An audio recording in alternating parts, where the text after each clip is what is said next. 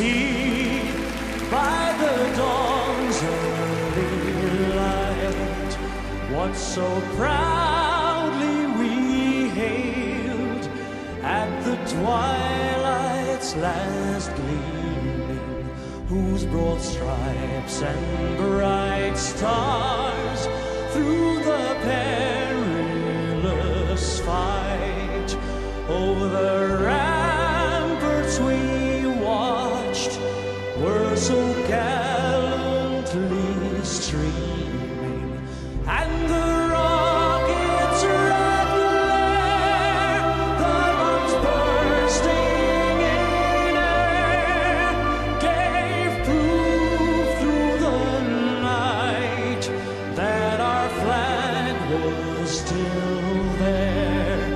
Oh, say does that star-spangled banner yet wave? What's up? What's up, everyone? How's everyone doing? And the home. Oh my gosh. It is Monday. We're feeling good. You're feeling good. We're having a good time. You're having a good time. How's everyone doing this Monday? I hope everyone is doing just fine. Just peachy keen, baby. Hand rockets.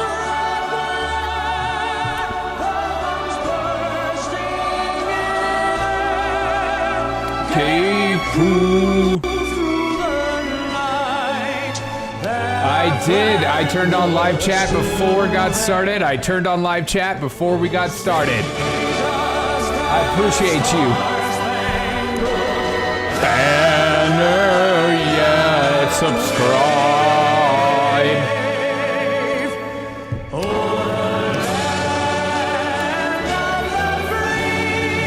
Yes, sir. Yes, sir. We're feeling good.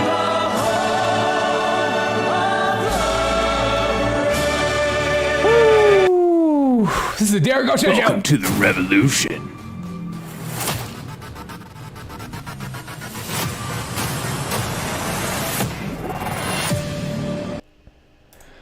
How's everyone doing? How are you doing? William super chatted $3. Hey, thanks, Willie. Appreciate you. Little thumbs up. All right, with a little nail polish. My man. Let's stop the poll, see how we're all feeling. Check in on everyone. Feeling good. Okay, good. Good to hear. Good to freaking hear. Did you know that?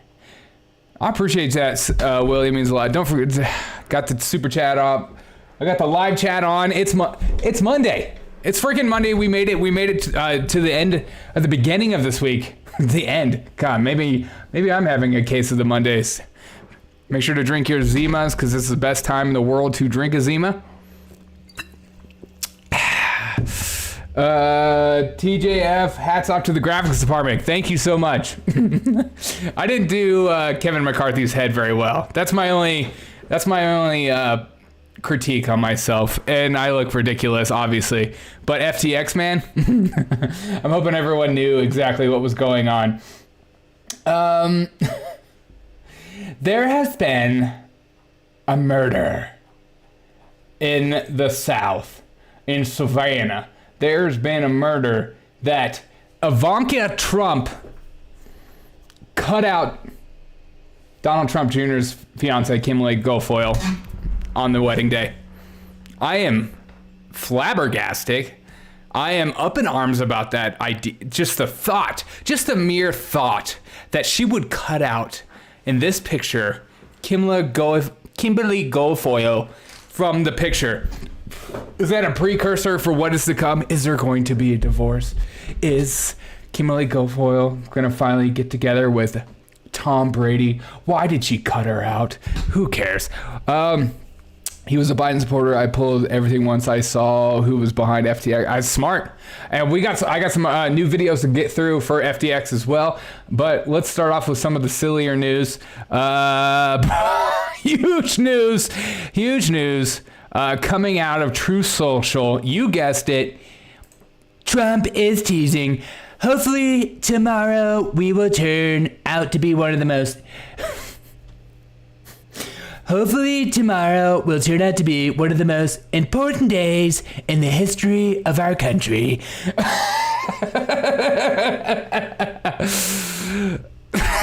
What does everyone think this is?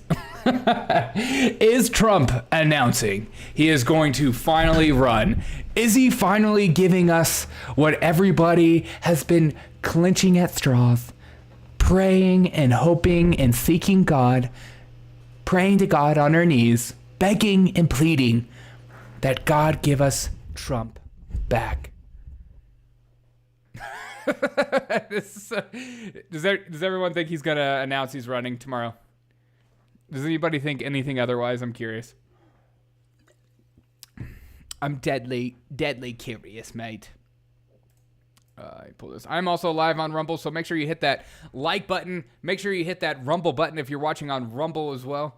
Who is it? Is the ATF being dissolved tomorrow? That'll be a great day. Oh my God, could you imagine? Yeah, he's running. Yeah, I think so too. It's like I like how he announces this. Just like tomorrow will turn up. He's like, this is I'm just doing what everyone wants. Okay, it's not what I want. It's what you want. It's you I'm doing this for in the end, not for me. It's for you. So embarrassed I'm watching on YouTube. Don't be. Why are you embarrassed? I gotta be all places of all. I'm thinking about doing like Rumble only streams. That sounds kind of sexual, but Rumble only streams where I can just be completely off the rails, and I could just like say the things that I feel like I'm not allowed to say on YouTube. Should be on Rumble. I am on Rumble. You could always fall. Oh, you should be on Rumble. Don't worry. You're in a safe place. YouTube is fine. It's just not the best. It's basically communist China. All right, so Donald Trump is announcing he's obviously going to run. Let's just be honest. He's not doing anything other than that. I like that he likes to pretend like... I mean, okay, so if he doesn't announce that he's going to be running, I will be absolutely floored and surprised off my rocker. Maybe he's finally going to say, I'm announcing my backing of Ron DeSantis to run for president, and I will be his vice president. And I will be going nuts every day on the Senate floor. Also, this was just breaking as well. The federal appeals court blocks the Biden student debt relief program nationwide because it's unconstitutional. Can't just pay for everyone's loans willy-nilly. I know the government likes to subsidize everything to hell and beat out the market on everything, but I don't know. Maybe we should hold these colleges accountable for how much they charge for a freaking degree. I mean, many of these colleges are basically small cities in itself, which is just ridiculous. Finally announces, drumroll, rhinos begun. Yeah, dude. I think I'm curious when Donald Trump finally announces he's going to run tomorrow, I guess. What is going to be the response for people like a Mitch McConnell, for people like a Lindsey Graham who pretends to be a Trump supporter, for people like Ron DeSantis? What is Ron DeSantis' action going to be? Is he going to...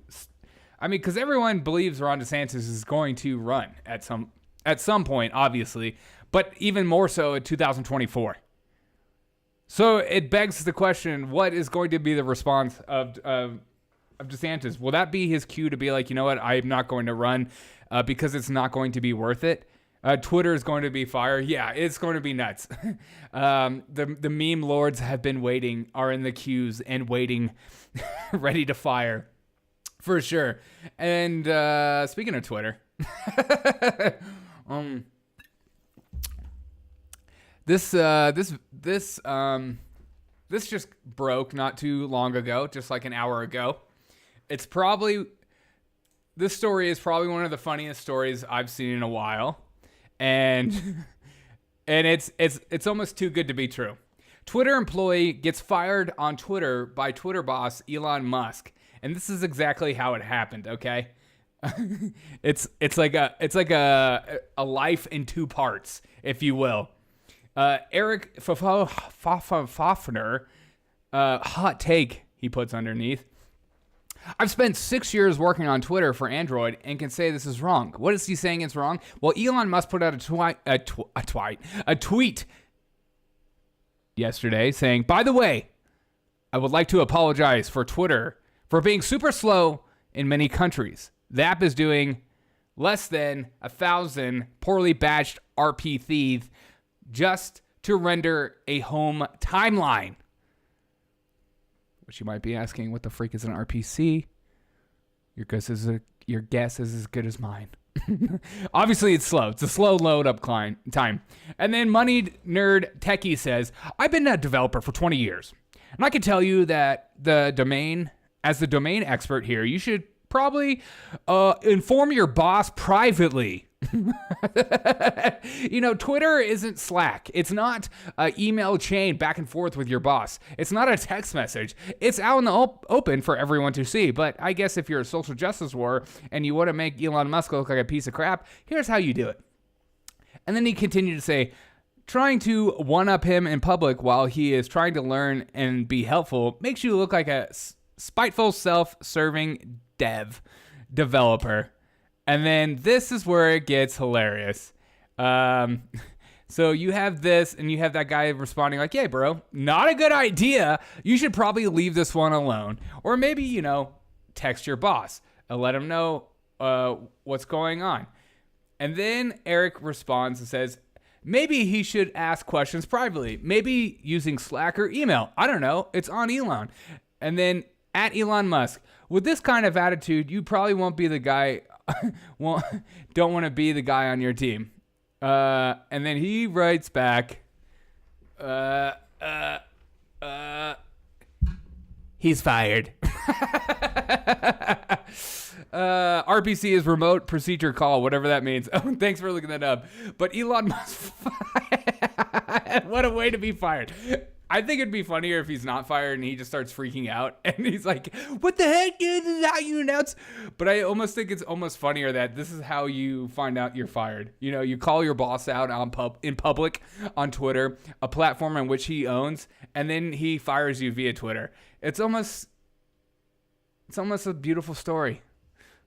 Two-part love story of one man journey to make Android systems just as fast as iOS. God. This Elon Musk savage stuff is like cracking me up, dude. It's making me laugh so hard. I love the responses too. Find out.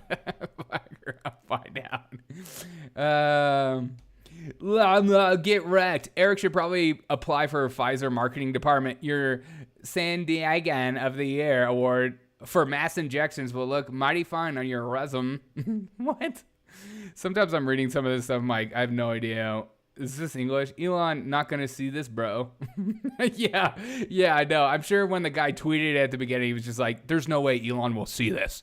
He's too busy. I was never afraid to confront my boss, but I did it privately. Cool. But we could work out whatever issue was at hand without making a spectacle. Yeah, that's what adults do. But we're in the generation of content creators and Generation Z where it's like you want everyone to know every personal thing about you at all times. There's no secrets anymore. It's all you got to know everything because I don't know if I trust you if I don't know everything I know about you in one place. Also, Savage Man himself, Pete Davidson, freaking Pete Davidson is on the loose once more. Reportedly dating. Now, you might say, Derek, I've never heard you talk about Pete Davidson. I don't care. I just think it's hilarious. He's reportedly dating Emily Ratajkowski, who's reportedly like the hottest woman alive, according to some people. But I mean, why does Pete Davidson, he just He goes for like the prettiest girls. How is this guy going after supermodels? I just don't get it. I don't. He's a bad boy and he says bad words and it just like really gets me going, and that's what I like about him. I don't get it, man. Doesn't hurt to ask questions. You just might not like the answers. Oh, via Twitter? Yeah. You might just want to keep that kind of stuff to yourself. I mean, I feel like I don't need to say this. I feel like I don't need to say, if you have a problem with your boss, you should just pull him aside and let him know. I don't see what else. I got fired for trying to dunk on my boss in public. I got fired for trying to dunk on my boss in public GoFundMe is going to get like $250K probably. That would make me so depressed if that's true. Just thinking about him just raking in the dough. That's so stupid. Speaking of insane, this just got reported just now too as well. As we enter the season of, are we in a recession? Are we not in a recession? And now that the midterms are over, maybe some of these corporate media giants and these politicians can actually start being more honest with the American people about where the economy is going, and maybe the price of our gas that is eventually going to go skyrocket once we stop using our strategic oil petroleum reserve. But here is this, just came out today. Amazon is said to plan to lay off thousands of employees. The job cuts of approximately 10,000. This is right before Christmas. This is right before many people are shopping online, which would start as soon as this week, which would focus on the company's device organizations, retail division, and human resources. In the peak of the season at which people purchase online, they're cutting off people. If that doesn't tell you what's coming, I don't know what will. Apple has done it. Disney has done it. These are major corporations that many people are using. This isn't just mom and pop organizations. This is a huge organization. Amazon is a sign of recession, 100%. If Amazon needs to cut workers and is not hiring and is pausing hiring right now, then that should tell you everything. It's funny in this article. See, Amazon planned retrenchment during the critical holiday shopping season when the company typically has value stability, shows how quickly the soaring global economy, how about just America's economy? I know they're trying to like put everyone in the same bubble. Amazon employees voted Dem. Well, this is what they get. That's unfortunately, you're right. I mean, this is what they voted for. This is what they want because they don't actually believe they're in a recession. Thanks, Brad. Thanks for subscribing. Global economies put pressure on the trip businesses and have been overstaffed. They have been overstaffed or under-delivering for years. Is that what it is? Or is it because we're entering a recession? Oh, is this New York Times and we got to stay on cue? We've got to stay on our narrative. We're not actually going to be honest with the American people. We're just going to say, you know what? Maybe we hired too fast early on. Yeah, but why are you cutting back? I just wish some of these corporate media giants would stop lying to you and me and start being more honest. Changing business models as precarious economy has set off layoffs across the industry. Elon Musk, of course they're throwing Elon Musk in because they're like, oh, Elon Musk, he's basically a conservative. See, even conservatives are dropping other employees. Elon Musk half Twitter's headcount this month. This isn't the same reason in which Amazon is getting rid of people. Elon Musk went into Twitter saying it's over bloated because there was 10 managers to one person coding. There's too many people talking and not enough people working. As Elon is announcing even more layoffs. Also, the company was overvalued. And last week, Meta, the parent company, Facebook of Instagram, announced it was laying off 11,000 employees. About 13% of its workforce. Lyft, Stripe, and Snap and other tech firms have also laid off workers in recent months. The pandemic produced Amazon's most profitable era on record. Duh. So you would think that they'd be doing just fine after having a profitable era during the pandemic, but no.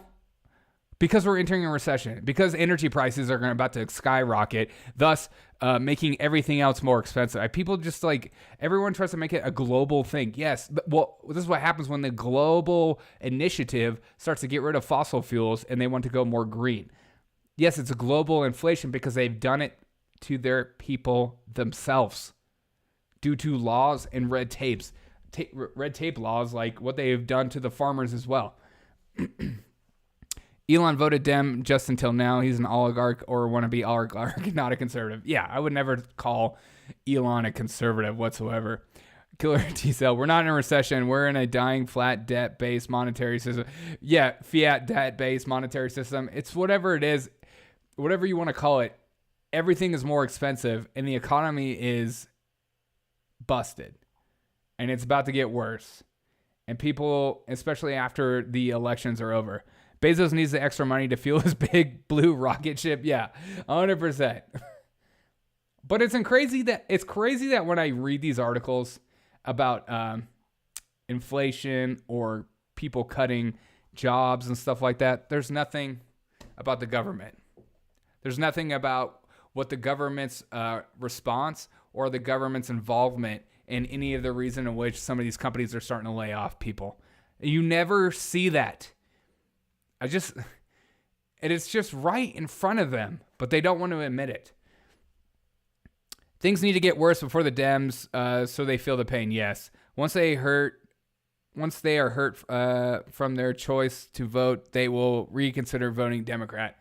I hope so. And I think midterms, you had Joe Biden going to the Saudis, asking them to not slow down on making oil because the midterms were coming up, and they announced that, whether you believe him or not. I mean, what the reason they would want to lie is just to make Joe Biden look bad, and I'm sure they don't like Joe Biden, but also maybe they like Biden because Biden's buying a bunch of oil from them, but why would they lie? It's just such a weird, you got to ask yourself why in these times. I don't understand. I just wish, where is investigative reporters? Where are these people that punch up instead of punching down all the time? I feel like people are missing how much the U.S. is destroying Europe. Yeah, Europeans gonna realize they were had and gutted. Yeah, well, it's not even that. It's the European leaders as well. I mean, they Germany and Netherlands and stuff. They are equally to blame. I think they will always be blaming Republicans. Well, if they're not blaming Republicans, Willie, they are going to blame corporations.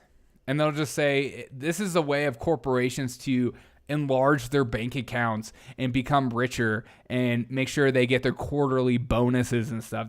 That'll be the response to an article like this, rather than, wow, maybe we need to get our inflation in control. Yeah, Junior. But I just thought this should pass along because remember last week we were watching that CNN clip of the CNN anchor saying, we're not in a recession. We're not in a recession. And the guy's like, yeah, we are. And she's like, no, actually, we're not. So you be the judge. I mean, the EU leaders will move to Florida and Europe and will be back water for 200. Yeah. Well, they love Florida, Doesn't Zelensky have a house in Florida or his parents or something? Something silly. Other breaking news that's hot off the scoop is Gisele already has a new boyfriend, allegedly. Look at her already taking pictures with reportedly her jiu-jitsu coach. Tom, what's your look, this is her. A mulher é tudo igual. Você tem uma mulher igual desse jeito? Você tem? Bye. Tem uma mulher igual desse jeito? Okay, Gisele is awesome. I didn't know that about her. And just like that, I became a fan. I feel like I'm going from one serious story to a silly story, back and forth. Oh, man. What a day to be alive, though. What a freaking day, dude. Does it get any better than knowing Gisele is already moving on?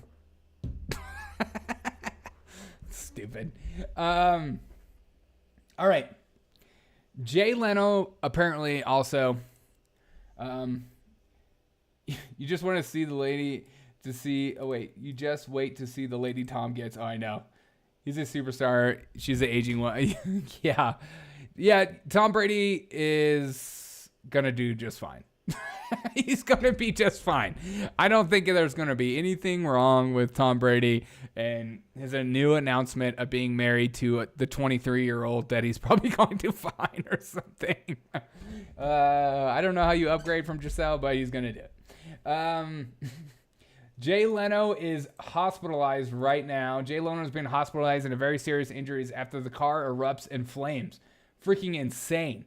Poor Tom Brady. Yeah. Poor little Tom Brady. Maybe he's not gonna make it. But Jay Leno is very seriously injured right now. Let's get a little update on him. Following some breaking news out of California, former Tonight Show host Jay Leno is recovering after suffering a severe burn to his face. A source close to the 72-year-old comedian told NBC News that Leno was working in his garage where he stores a big car collection on Saturday when one of the cars burst into flames. The flames burned the left side of Jay's face but did not penetrate his eyes or his ear. He was taken to the burn ward at Grossman Burn Center, and he's still in the hospital. Leno has canceled a public appearance scheduled for today because of this injury. He said in a statement, though, that he will need a week or two to recover, wishing him all the best. Jay freaking Leno. May he rest in peace. He's okay. Is Jay Leno Dem or Republican? So I'll know if I care or if I'm glad. Oh, my God. You freaking savage, dude. He's kind of right-leaning. Exactly. So does that mean you care or does that mean you don't care? I feel like that is the truth teller. That's kind of depressing that you say that, though. I feel like Jay is a good guy. He's not a douchebag, so I feel like you can be sad. I heard it was a Mustang, if that matters. Ford, fix or repair daily. He was working on his cars with Alec Baldwin.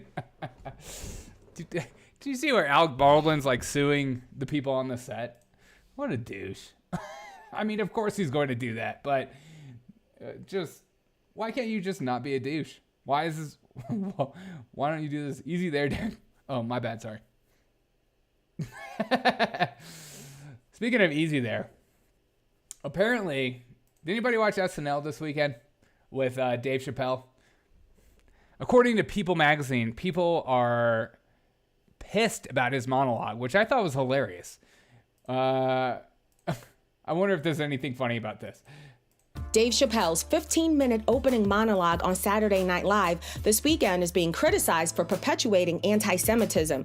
The national director of the Anti-Defamation League, Jonathan Greenblatt, shared his thoughts in a tweet on Sunday, writing in part that it was disturbing to see SNL, quote, not just normalize, but popularize anti-Semitism. Chappelle opened up his routine by unfolding a piece of paper and declaring, quote, I denounce anti-Semitism in all its forms, and I stand with my friends in the Jewish community. And that, Kanye, is how you buy yourself some time. Last month, West wrote in now deleted posts that he wanted to go DEFCON 3 on Jewish people before continuing to share his anti-Semitic remarks in a string of podcast and TV appearances. In his monologue, Chappelle said in part that West had broken the show business rules.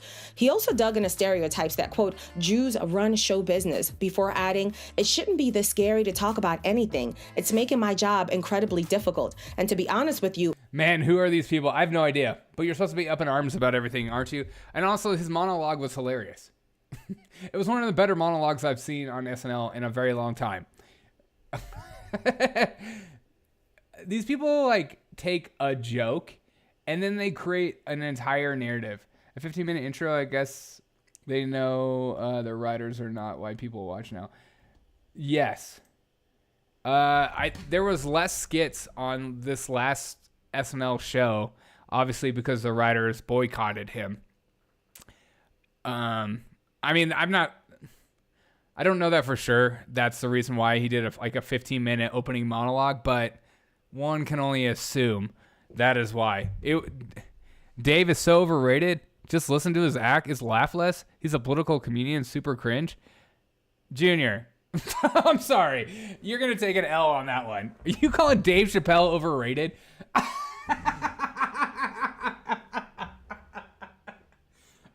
Come on, man. Come on. Come on. Who do you think is funny, Junior? I swear to God, if you say like somebody's stupid, if you say somebody's stupid, I'm about to lose my mind. If you're like, Dave is so overrated, but Amy Schumer is hilarious. I'm about to punch myself in the face. It was only one writer, and the writer went by they them. Okay, yeah, it didn't seem like seemed like the whole cast was basically there, but it just I mean he had a very long monologue and it was very funny, and he made fun of Kanye and he made fun of like who these people in power were and how they all seemed to have the same identity. It was well crafted joke. But Junior, I'm still waiting for your response. I want to know who you think is funny. It better be somebody funny. Have you ever seen the Chappelle show, Junior? Oh, come on. He explained Sarah Silverman is better than Dave and Amy combined. Okay, now I know you're trolling me. I swear to God. Have you freaking telling me Sarah Silverman's funnier than Dave Chappelle? God. He explained why the people like Trump very well in his mom. Yeah. And I don't agree with everything Dave Chappelle says. I think that's stupid. Mitch Hedberg, sure. Brody Stevens, okay. Andrew Dice Clay. Come on. Okay, maybe to agree or disagree. Sarah, now you have an incorrect opinion. Sarah, no, yeah. Sarah Silverman is one of the greatest comics of all time. Haven't you seen her new commercial saying that she had this new commercial talking about making sure she doesn't get canceled or something, or if she does get canceled, she's going to have to give up her feet pics. And I'm like, you are a reason why people are being canceled because you encourage cancellations. I'm a comedian and a comedian junkie. All of us comedians hate Dave. Dude, I love comedy too, man. And I would say comedy is very subjective. Dave Attell's great. But to say Dave Chappelle isn't funny or overrated, maybe you could say he's not the greatest of all time, and that's what a lot of people call him, and I don't know if he's the greatest of all time either, but I wouldn't say that he's not funny. I grew up playing on the street hockey with Bill Burr. That's awesome. No wonder you like my show, because you like gingers. Dave Attell was great. Mitch died way too young. Yeah. What up, players? What up, Brendan? How are you feeling, man? I guess I mean, oh yeah, name one joke of Dave's you know. I like his jokes about when he was buying weed in the hood and he saw like a little boy selling crack or something and tell him to come over there. I mean, Junior, you're trying to tell me that the Dave Chappelle the Chappelle show isn't funny. The Chappelle show is one of the funniest shows ever created. And so if you tell me that isn't funny, I'm worried about you. like the blind black dude that joins the KKK. I mean, that alone is one of the greatest skits ever. Adam Carolla's top line. Adam's okay. I don't get into that much. He did a little skit with a sign language interpreter and also, I bet that's funny. Dave Chappelle, the Chappelle show is the best. It's a great show. I think sometimes people like to have opinions that are controversial for the sake of controversy. That's my only thing with saying Dave Chappelle isn't funny. The Chappelle show is a work of 10 different writers. It's not just Dave writing the show. Yeah, of course. Yeah, of course. Watch your mouth. He did steal the LGBTQ plus bit from Benjamin Owen. Is that factual? Or is that something Benjamin Owen says? Yeah, I think I would say an overrated comic is Joe Rogan. I don't think Joe Rogan's that funny. I saw Joe Rogan live and I was like, it's not that funny. My favorite comedian is Mitch McConnell. That's when you know I have dyslexia. I'm like, oh, Mitch Hedberg? Mitch McConnell. My favorite comedian is AOC. Bill Hicks. Bill Hicks is fantastic. Bill Hicks is way funnier than Dave Chappelle. I will say that. Sorry, officer. I didn't know you could do that. I will agree with you about Rogan. Okay. I mean, Joe Rogan seems like a nice guy, and I would love to be on his podcast, and I like listening to his podcast, but it's like his comedy is not that funny. We can just agree. Yeah, exactly. I like that you are okay with that. I'm glad you're not like, oh, screw this guy. He's stupid. He doesn't know anything. Maybe you are saying that, but I like Dave Chappelle's pace in his comedy. Louis C.K. is funnier. Yes. I like the pace he has in his comedy. It's very slow and just like, bam. I like that kind of pace a lot. It draws you in. It's not just like boom, boom, boom, boom, boom, boom, boom, and you're all over the place. Jim Brewer is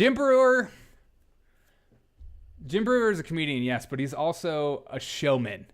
Jim Brewer is like, you're not just watching comedy, you're watching like an act or he's like his own entity.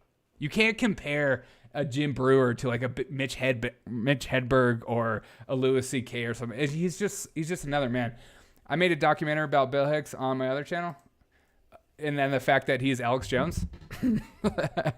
Well, we all know you're special. Yeah, you're right. That's what my mom says. Joe Rogan is a good sleep aid. Okay. Check out Jim's podcast. Jim Brewer. Yeah, I've listened to a couple episodes. The Jim Brewerverse or whatever. New dating for all tastes and ages. Thanks, Sex Find. God. Bye. That was for you guys. That was for Junior. That's for you guys. I didn't think there would be that much controversy over Dave Chappelle, but I like it. I'm glad we have some comedy fans in here too. I mean, so I love comedy so much. I grew up watching comedy, and my first comedy film I ever watched was The Kings of Comedy with Bernie Mac, and that's what made me fall in love with comedy. It was Kings of Comedy. And so that's kind of what Jim will be a funny old man. Oh, 100%. Jim Brewer, I'm dying to see Jim Brewer live. Because I'm sure that like he is not justified on TV as much as he is live. I'm sure live he's just like a freaking riot. Yeah, it's especially the bunker ones. They all talk the truth. Yeah, lame. What's lame? What were we talking about? I forget what we were even on. I feel like we need to get hi all driving and listening. Hey, thanks Queen. What's up? How you doing? Okay, we have Kings of Comedy. You think Kings of Comedy is lame? It's because you're white. You're so white. Mar-a-Lago, I mean, it's old. It's older, so not everything like holds. It's, the same. I mean, it's the same way as like Steve Martin's comedy growing. Like my mom would always show me Steve Martin. I'd be like, it's not that funny to me. I don't know. Weekly World News is the same thing. Patrice O'Neal is fantastic. He got hot way too late. Unfortunately, people started finally realizing he's hilarious. I feel like I feel like we need an update. Is anybody interested in like the FTX stuff? Because I got some updates on some stuff. Yeah, RIP. Check out Jay Hicks. He made his only album 3 days before he died. He had cancer. He was dying to record it, but everybody knows what a comedy hero Jay Hicks was. Yeah. Okay, I'll check him out. RIP. George Carlin crushed people. George Carlin was really funny, and then he slowly petered off for me. Bernie Mac was my favorite. Him downstairs. He about to milk of cookies and shit. You get some milk and cookies. Like, I grew up saying that all over the time. Bill was better than George. Yes. 100%. FTX update though. Apparently Elon Musk, according to Elon Musk, said that Carlin became political. Well, it's not like there's like a weird pressure for everyone to become political. I mean, I'm political, but there's like a weird pressure because you got to speak truth to power in some degree. And Norm Macdonald, easily one of my favorite comedians. I freaking love Norm Macdonald. And the way his joke writing is just amazing. Freaking Norm Macdonald. I think we went through like a list of like all our favorite comedians one time and it took like an hour. I'm glad we got a lot of comedy fans. And it always, comedy is very subjective. So if somebody says, but we all agree Amy Schumer's not funny. We can all agree that. It's subjective to a point. We can all agree that Amy Schumer sucks. She's not funny. Abortion joke. Blah, blah, blah, blah. Abortion. Gotta laugh. You gotta laugh. Rodney Dangerfield. Yes, Rodney Dangerfield. Always a classic.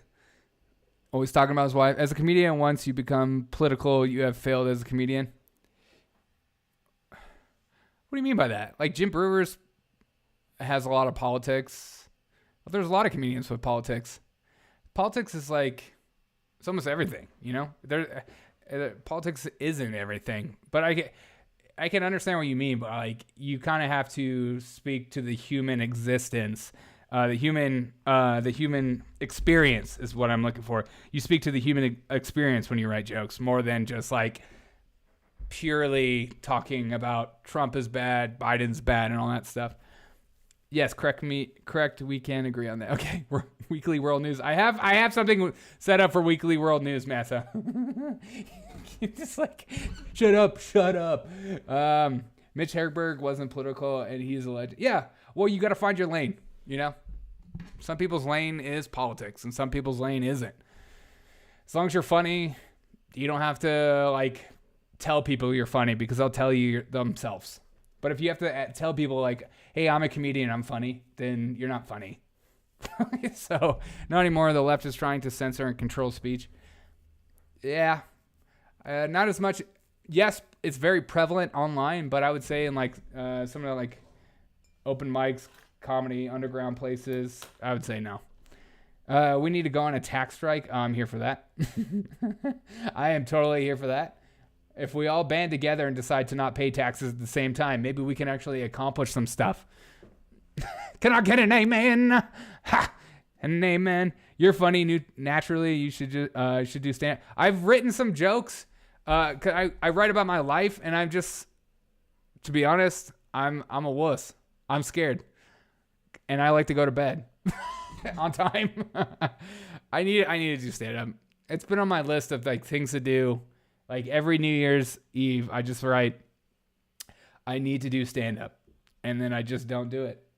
I hate. So I started. I mean, a big reason I started this show is because like I like entertaining people. I like talking. Get yourself a tight 5 minutes. And I think that's my problem too. Is I need to get tighter in my minutes because I have like a lot of jokes about like growing up, getting beat up a lot, or like I starting here.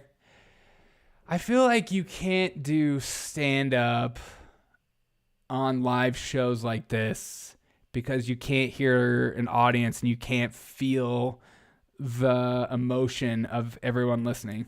Have a comedy live one night. There's something that happens to me when I used to be a youth pastor.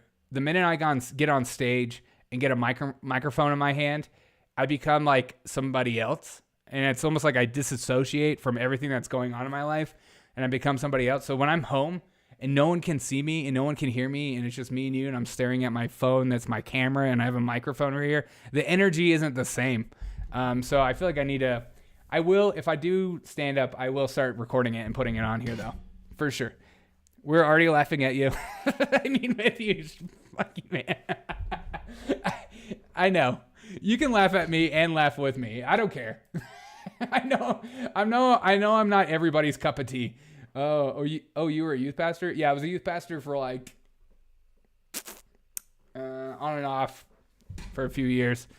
And then I was too edgy, and they fired me. So, cheers, and now I'm not anymore. I went a whole different career path. Bo Burnham did comedy special during lockdown with just him in his apartment. Yeah, but he does it with a piano. That's different. And he does it with music and stuff like that. Try it on stream, and we will boo Ron. No. You got to comedy's for strangers. Somebody wise once said that. I forget her name. She once said that. I'm like, I gotta go get around people who have no idea who I am. Not that I'm like popular. All right, I need to. I feel like it's so hard to switch topics.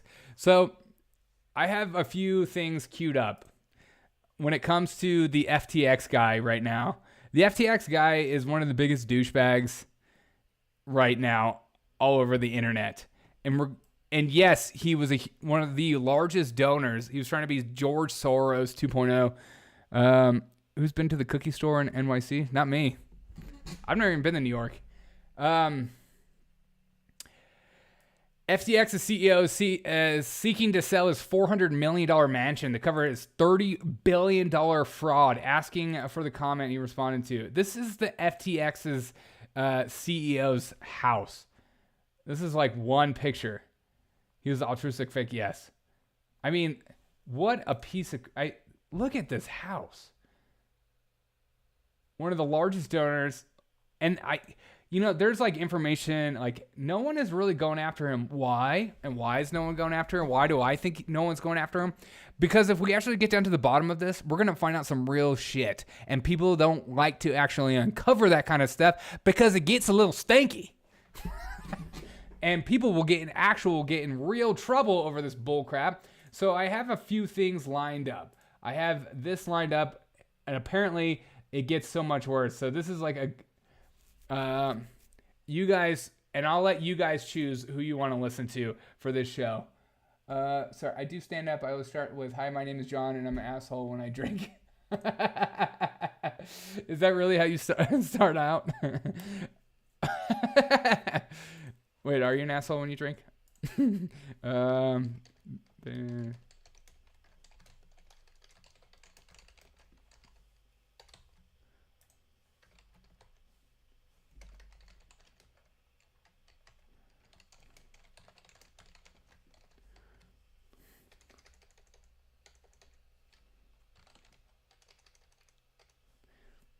All right, you guys choose who you want to listen to, Ben Shapiro or some other YouTube sensation guy talking about FTX. But I think the story is like really important and good to know. Democrats don't want to get in trouble. No, they don't. Absolutely not. And also they're a little mad that he didn't donate as much as he claimed he was going to donate. His mom was a major player in the Tennessee, just like Epstein. It's amazing that Epstein will always go down as one of the most insane things ever.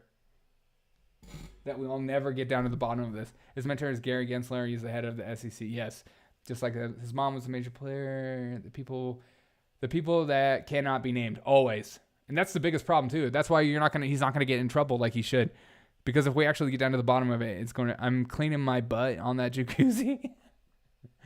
Can you imagine how many people were wealthy last week, but broke because the crypto evil lost millions? I know. All right, who did you guys choose? All right, YouTube sensation. Give it to me. So this is called It Got So Much Worse. All right. It got so much worse. Let's react. The FTX situation just got much worse, and billions of dollars are now hanging in the balance. It's so big that even the White House has addressed it. Recent news further underscores these concerns and highlights why prudent regulation of cryptocurrencies is indeed needed. Wow. Now, I'm going to try to explain all of what just happened in the last 24 hours. The swirling rumors, the doomers, and the bloomers. Wait, I'm sorry, the Bloomberg allegations, and everyone else's allegations too. Because when something this big happens, it becomes difficult to sort through what is provably true and what is sort of speculation. So where I can, I'll be telling you what I'm sure about and what I'm not, and I'm even gonna share some insider knowledge I learned from an Alameda research employee who leaked a lot of interesting information to me. So let's get into this. But first, hello from the future, guys. It's a quick interruption to this video to say that a lot has happened in the last 24 hours while editing this, and a lot of the information has changed. The story, like, just basically kept going. And so I've made an entire extra video attached to the end of this one covering the latest information. Please forgive me, I haven't slept a lot. Buckle up, though, because there's stolen billions, romantic affairs, flights to Argentina, possibly. But for now, just enjoy a much more well-rested CoffeeZilla, and I will see you in a bit. Last time we spoke, FTX, one of the biggest crypto exchanges in the world, was in deep trouble. And their biggest competitor, Binance, was planning to buy them out for a bailout. Now, initially, this was believed to be a short-term issue only for FTX. CZ, their competitor, called it a significant liquidity crunch. This basically means FTX had the money, just they didn't have it right now. To make an analogy, imagine I owed you cash but only had gold. That's a liquidity crunch. I can't just give you gold, I have to go sell it first. But crucially, I have the money, it's just locked up.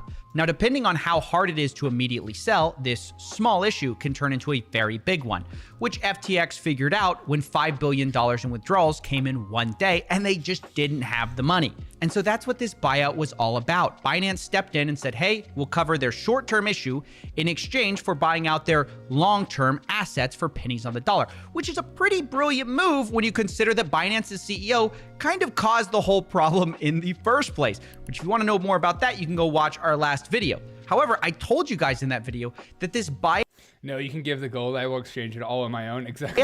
was kind of shaky at best because it was non-binding, which meant at any point Binance could just walk away if they didn't like what they saw. And that's exactly what happened. Binance recently said they're walking away from the deal and that the reason was based around latest news reports regarding mishandled customer funds and alleged US agency investigations. And this absolutely ruined FTX's credibility overnight, because all of a sudden the conversation around FTX turned from liquidity crunch to insolvency and fraud. Because look, there's a big difference between the two. Liquidity issues is when I don't have the cash for you right now, but I have the asset somewhere. Insolvency is when I don't have the cash and I have nothing else either. So if FTX was illiquid, it's a great deal. If FTX is insolvent, it's a nightmare, which is why BlackRock is heavily invested in crypto. That's going to affect house prices big time. Prepare for the housing crash. Yeah. And also, this is like an exchange. And so it's like treated almost like the same as a bank. And so it's not, this isn't the same as Bitcoin. It's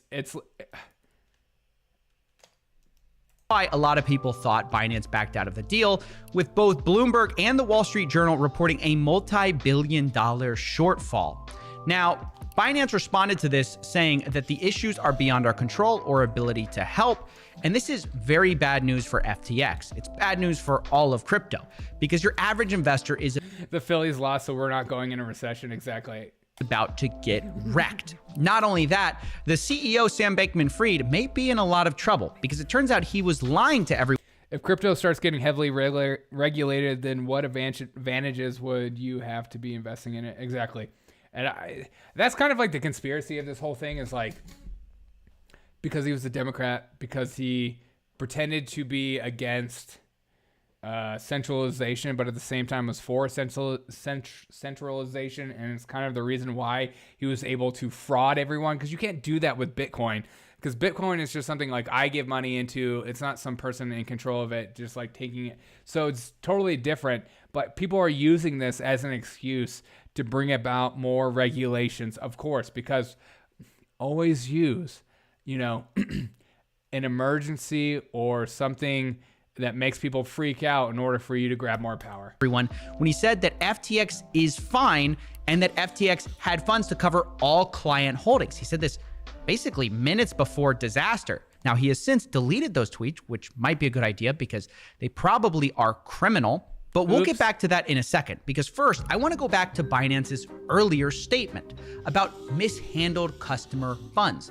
What did they mean by that? And how can a crypto exchange as big as FTX become insolvent? It's like hearing that a casino went insolvent. It's like, how did you guys lose money? You win no matter what. These crypto exchanges make money on the fees. Whether you win or not, whether it goes up or down, they're making money. So how could you have lost billions of dollars as one of the biggest crypto exchanges? That's the question.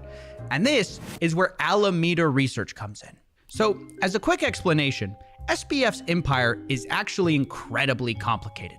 Like way more complicated than even complicated firms. Like this has been compared to the Lehman Brothers. Well, the Lehman Brothers corporate structure is way simpler. SBF's web of companies is really difficult to untangle. But really, there are two companies that matter the most: Alameda Research and FTX.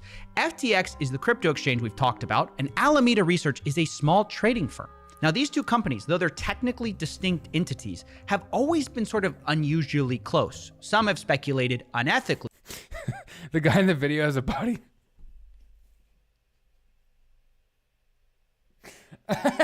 Junior. Close.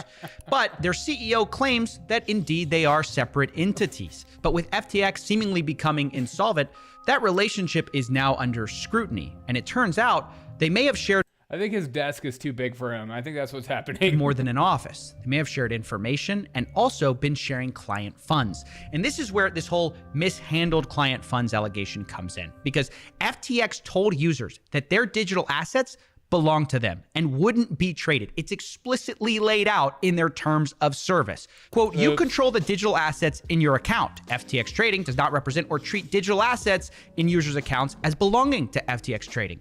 And title to your digital assets shall at all times remain with you.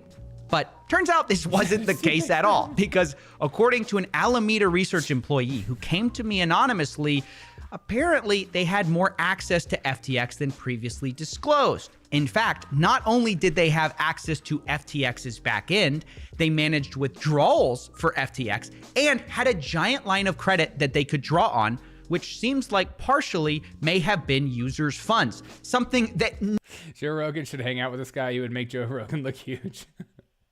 It's like one of those things. Okay, I hope it gets better, because like I just feel like I'm entering like the finance world, and I just want to be like, how does this apply to me?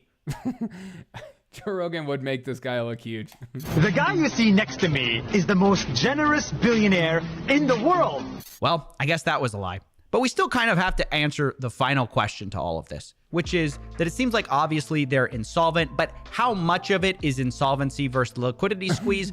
We're still figuring that out, to be honest.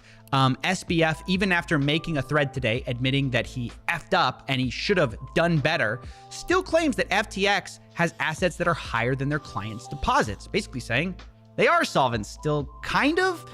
But honestly, I think this is almost definitely another lie from Sam Bankman-Fried, given that A, we know that a lot of their assets are in illiquid tokens like FTT, which that real value is probably zero. SBF declared Chapter 11 bankrupt. Switching from gas to electric, cash to crypto, it'll be interesting transition, but it feels inevitable right now. Am I wrong? I don't think so. I mean, it seems like our government wants to push that. Joe Rogan is like 5'2", and the guy is like 4 foot leprechaun. I'm trying to get to like more interesting stuff on this. For all his companies, including FTX US, which he said was fine, and many influencers promoted. See this video for more, but it basically looks like they're all in deep trouble. Even worse, news around Alameda has gotten much more dire. See, originally we thought this team was a bunch of geniuses in crypto. Now it's coming out they were more like a gang of kids who all dated each other. This report comes from CoinDesk. Alameda employees were in romantic relationships with each other. And there's speculation that the CEO of come on, baby, come over. I'll give you some crypto. You give me a little crypto. You know, once you go crypto, you don't Alameda, go back. Caroline Ellison, became the an angry one. CEO, maybe because she dated Sam Bankman-Fried. Look, I don't want to be mean, but she kind of has a face like a meme. Incidentally, she also has been revealed to be a big fan of amphetamines, which is just not great when you're controlling. Nothing like regular amphetamine to use to make you appreciate how dumb a lot of normal non-medicated human experience is. Good God, that is depressing. Oh my God. Jeez. Tell me you have a problem without telling me you have a problem. Cute couple, I know. Billions of dollars. And it gets worse when you realize that SBF had secretly added a, quote, backdoor into FTX's bookkeeping system. This came out just recently, which allowed SBF to, quote, execute commands that could alter the company's financial records without alerting other people. So like our government, Adderall, yeah, Adderall is a form of it for sure. In other words, this is how we believe Sam moved $10 billion in funds from FTX to Alameda without alerting anyone.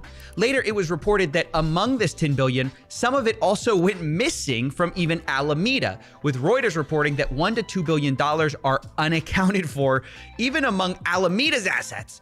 That's awesome. I always have like dreams of frauding a bunch of people and then being a multimillionaire, living my life in the jungle, like McAfee.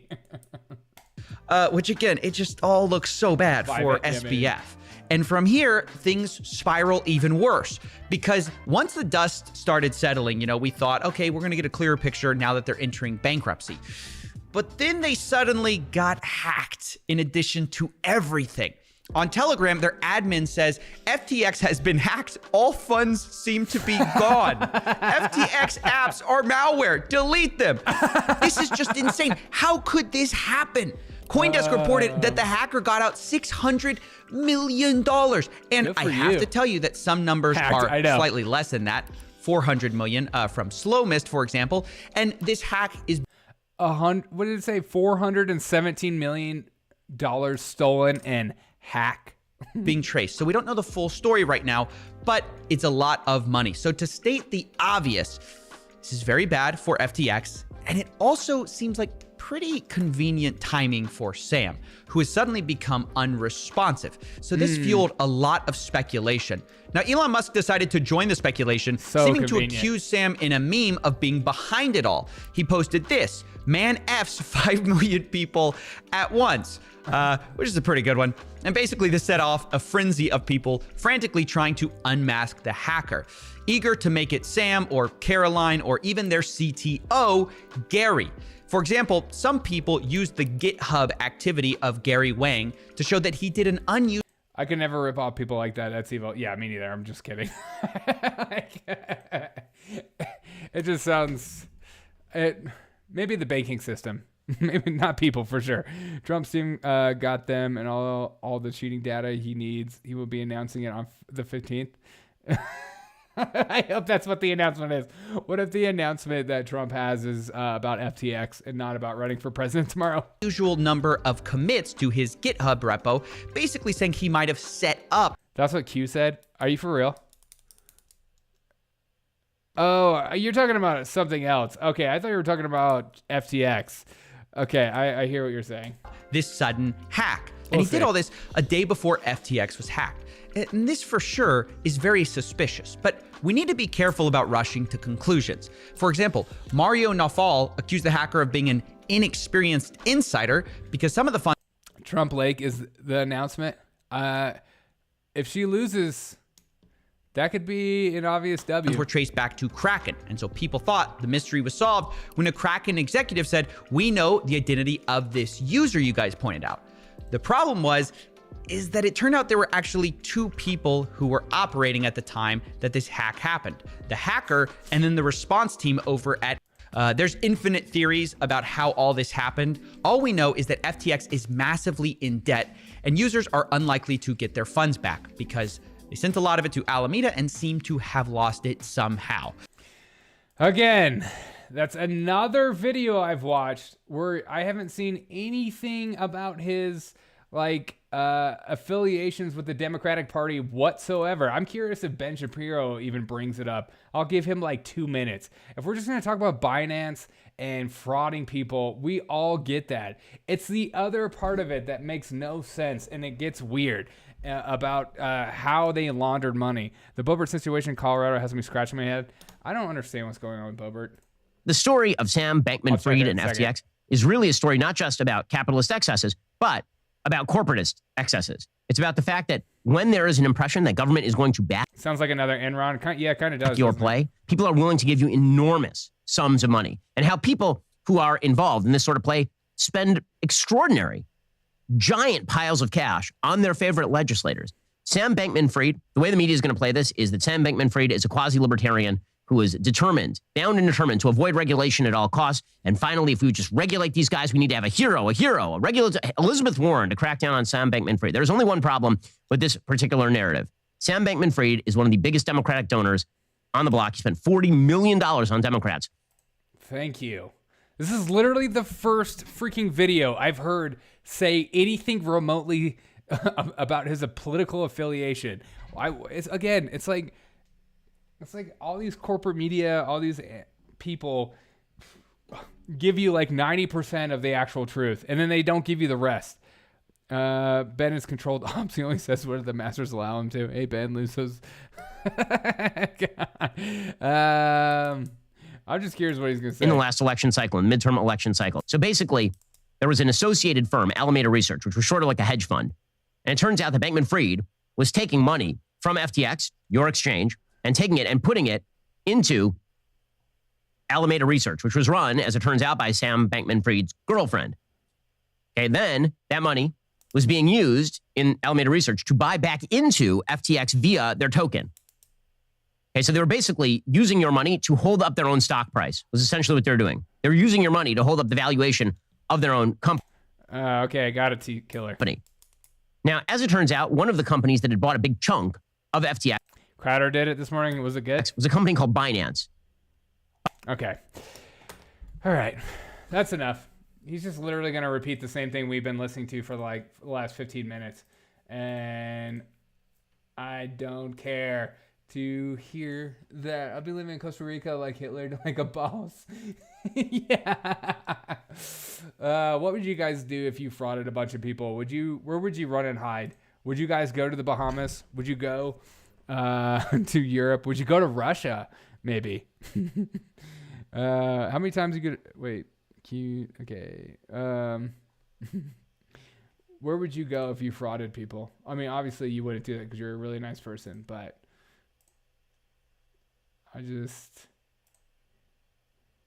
oh yeah, this is a good video that I got queued up too. But I'm curious, where would you go? Hide in plain sight? Maybe that's a smarter choice. Like Ghislaine Maxwell, she didn't seem like she was hiding, you know? Or was she? Wasn't she kind of like sort of hiding, but not hiding? She was like at one of her houses, just chilling. Hannah, Wyoming. That sounds nice. What's Hannah, Wyoming like? Hannah, Wyoming. Hannah, Wyoming. I guess you could get lost there. I mean, that's a bunch of nothing out there. And you're just gonna be rich. Yeah, that's you. Mexico, now we're talking. Yeah, I would go to Mexico, start my own tequila business, and just get real crazy. Just don't have any friends because your friends will rat you. Oh, 100%. Your friends and your family. If you're going to be a total piece of crap and steal a bunch of people's money, you might as well just act like a piece of crap. You know what I mean? All right. Here's a funny video. NBC's produced a guide on how parents can protect their kids. And what do you think is the best way to protect your kids as pandemic fears mount as the holiday season approaches? What's the answer? This is coming from November 2022. Correspondent Dr. John Torres joins us now. You know, Dr. John, a lot of parents are so concerned about this. If it's not one, it's the other they're worried about. Right. So, frankly, why does RSV specifically hit some kids so hard, and then it seems like it almost doesn't affect others? You know, the vast majority of kids, by the time they reach the age of 2, have been infected by RSV. But like you mentioned, not that many actually get complications from it, and even less have issues with bronchiolitis or getting hospitalized. The honest answer is we don't exactly know why that is is happening, but we do know there are a couple factors involved. Number one, the younger they are, if they were premature, they're going to have some lung issues as well. And it's a small airway disease, so if they have small airway problems, that can cause an issue. If they're smoking in the house, so if they're exposed to secondhand smoke, if mom smoked while they were pregnant, that could also lead to more complications and more risk of having issues. But overall, the answer is we don't know, which means that all babies need to be protected. We didn't know that a lot of people, of course, in the house, so if there are problems, that can cause an issue. Oh, here we go once more. Avoid physical interaction with unvaccinated individuals. It's not over. They're not done telling you how to live. Get away from those unvaccinated people. They're disgusting. Ew, I wish we could just like put them somewhere and like re-educate them, make them think right. Who hasn't ripped off their Coke dealer and went to Florida for 4 months? Exactly. Why would you go to Florida though? Is that where the Coke dealer is? Also, this video is freaking hilarious. This might be the only time I actually agree with Kamala Harris. She's about to drop some truth bombs like never before. Our greatest vice president known to mankind, let her speak for herself, is Kamala. Go. What else do we know about this population, 18 through 24? They are stupid. That is why we put them in dormitories. And they have a resident assistant. They make really bad decisions. And what is the biggest base of voters for the Democrats? Oh, the stupid people. Thanks, Kamala. Da-da-da-da-da-da. Yeah. I can't believe she said that. I love the people's faces on there, too. What else do we know about this population, 18 through 24? They are stupid. Her face. She's like, I don't know if I was supposed to laugh at that. That don't sound very funny. People the ages 18 to 24 are so stupid. And this was Veep Thoughts. Exactly. That is why we put them in dormitories. And they have a resident assistant. They make really bad decisions. Oh, it's incredible. Incredible. I agree. Let's raise the voting age to 25. You know, it's just right there in front of her. The answers to all her problems and things that she says. She'll walk this back, you know, because somebody will be offended. Not only that, they'll remember, as Wes says in my chat, is that her voting base? Yes, unfortunately for her. But she's right. They're idiots. like anybody saying otherwise, I don't know. Not always. Some of them are smart. Yes, absolutely. But to say that they're, you know, geniuses is another thing. And it's like one of the times I actually agree with her. She's so special. Freaking. IQ test to register. I wish. Can you imagine if you thought it was hard getting Democrats to finally admit like using IDs was harsh enough? Imagine if we had an IQ test. They would lose their minds. They would call that white supremacy or some kind of racist crap of saying like only white kids will be able to answer this question. White kids or Asians or something. It'll be some kind of insane thing, but maybe have an IQ test, or maybe the test should be, do you know who you're voting for? And are you able to know who they are without knowing they're a Democrat or Republican? And tell me at least one reason why you like them. Let's make them join the military first and do 3 years like Korea, and that they can vote after they did their time. That's one way you could do that. I mean, there should be... IDs should be the thing. If Republicans would all just together agree that you are required to show ID and you are required to vote in person, you wouldn't have what we have going on today. That's what happens when women leave the kitchen. What, they start talking nonsense? Is that what you're saying, Junior? God. Are you single? Might be why. Here's your sign. Stupid. All right. We'll check on Biden right now. Dude, man, that's my jam. I have a whole idea about that. Maybe I can call in and share with on voicemail sometime. Hey, do it. Call right now. Call right now, and we'll play you. I'm curious what you think. Especially as a military guy himself, like why do you think doing military service is necessary? In order to vote. I find that interesting. Or like, you think it would just make better voters, or do you think it would just make people more willing to become adults faster? What's a Biden? We're about to get into Biden today. Biden had a meeting with Xi. Biden had a meeting with Xi. All right, be right back. Oh, awesome. All right, here's Biden talking with his meeting for Xi. Let's bring in Mark Thiessen, former speechwriter for George W. Bush, Fox News contributor, and Fox News senior strategic analyst General Jack Keane, former vice chief of staff for the Army and chairman of the Institute for the Study of War. Great to have you both. General Keane, when you listen to this, it was interesting for it to focus the mind to understand that Biden and Xi have not met in person since Biden became president. And Biden says that he intends to continue to have America compete with China, but not have confrontation. Do you think that's possible? Well, I hope it's certainly possible, but my concern is that, listen, there's a laundry list of topics certainly to talk about, but there is one topic that has a sense of urgency surrounding it, and certainly Secretary Blinken flagged it twice in the last month. Ugh. He said it appears I can't stand this guy.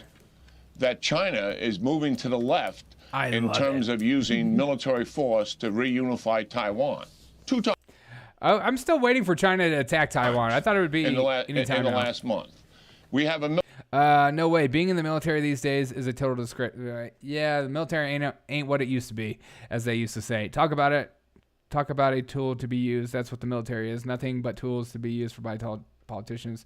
Unfortunately, yeah, the Ukraine's no like Washington. No. Military leader at Strategic Command who identifies the military weakness of the United States in confronting China in a war, and that we can indeed lose that war, something that I have said multiple times and other analysts and observers have said as well. So in my mind, the number one issue that needed to be put on the table here, and it doesn't appear that President Biden did, at least we didn't get that out of the press conference, was look President Xi in the eye and just tell him straight out, President Xi, listen, it is your aggression, intimidation, and coercion of Taiwan that's forcing us to upgun Taiwan and increase their training, and also to... Have you seen those videos of Taiwan like using pellet guns and stuff? It's just ridiculous. Bush Rider equals yes. Use our allies in a political and military alliance. And if you invade Taiwan... Why are these people even talking about war? These people are utterly nuts. Because these people are obsessed with us as Americans controlling the world stage. You're forcing my hand, and I'm going to... Because if we don't, then they assume it's going to be World War III. Confront that militarily. He needs to understand that. As a matter of fact, the president has said that 4 times in response to questions. Now we had the opportunity to put it on the table in front of him. We don't want to walk out of that meeting thinking there's any ambiguity surrounding this issue. And the fact that he says it's not imminent, I don't know what that means. Certainly the Secretary of State thinks that something's going on here. He has access to information none of us do. But even if it is imminent, like if China is going to invade Taiwan, which I think it's probably going to happen. I mean, we're all like probably assuming it's like Russia saying I'm coming to Ukraine over and over again. People are just like, no, it's not going to happen.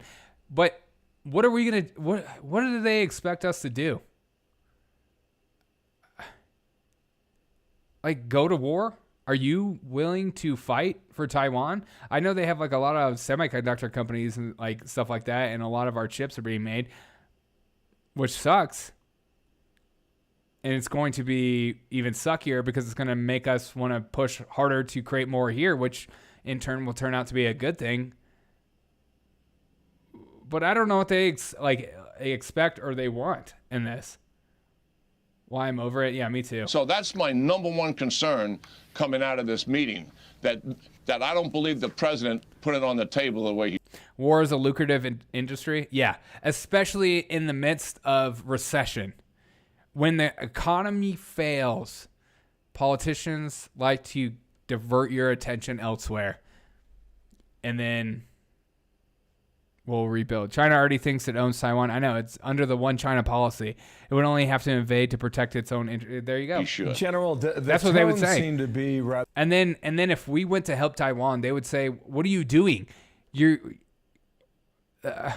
like you be like you being mad that you're in Texas or something. Like, we already own it." They're conciliatory.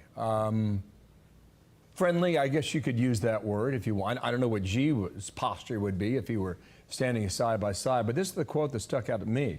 When they asked him about Xi, he said he's what he's always been, willing to compromise on many. War creates more war and more crime at home. Yo, frick yeah, it does. Yeah, they seem to spawn off one another, don't they? Issues. It isn't going to happen. China only has 90% supply of energy. We can strangle their shipment of energy through the Straits of Malacca. They might get a lot of energy from Russia. Don't remember that. They draw America into foreign wars to drain our resources. Oh, of course. And that's why we are weak. We have used our own resources to attack America, and it weakens the position. Of course. Wouldn't you? If you were China, I would do the same exact thing. The best way to make America weak is to continue to have wars. Left you a voicemail. Listen. Okay, I'll listen right after this. Have you seen compromise out of Beijing? Not much. They love to talk. Their tone is always conciliatory. It's usually pretty friendly, except for a couple of exceptions to that. Talking is good. And certainly their counterparts are going to talk after this, and that had all broken down over the last several months. That's a good thing. But listen, we got to be realistic about this and don't put too much comfort into it. We have had counterpart-to-counterpart talk with Russia prior to the invasion. Secretary of State, Secretary of Defense, Chairman of Joint Chiefs. Time and time again. The President of the United States, time and time again. And what happened? Putin did what he wanted to do because he thought he could get away with it.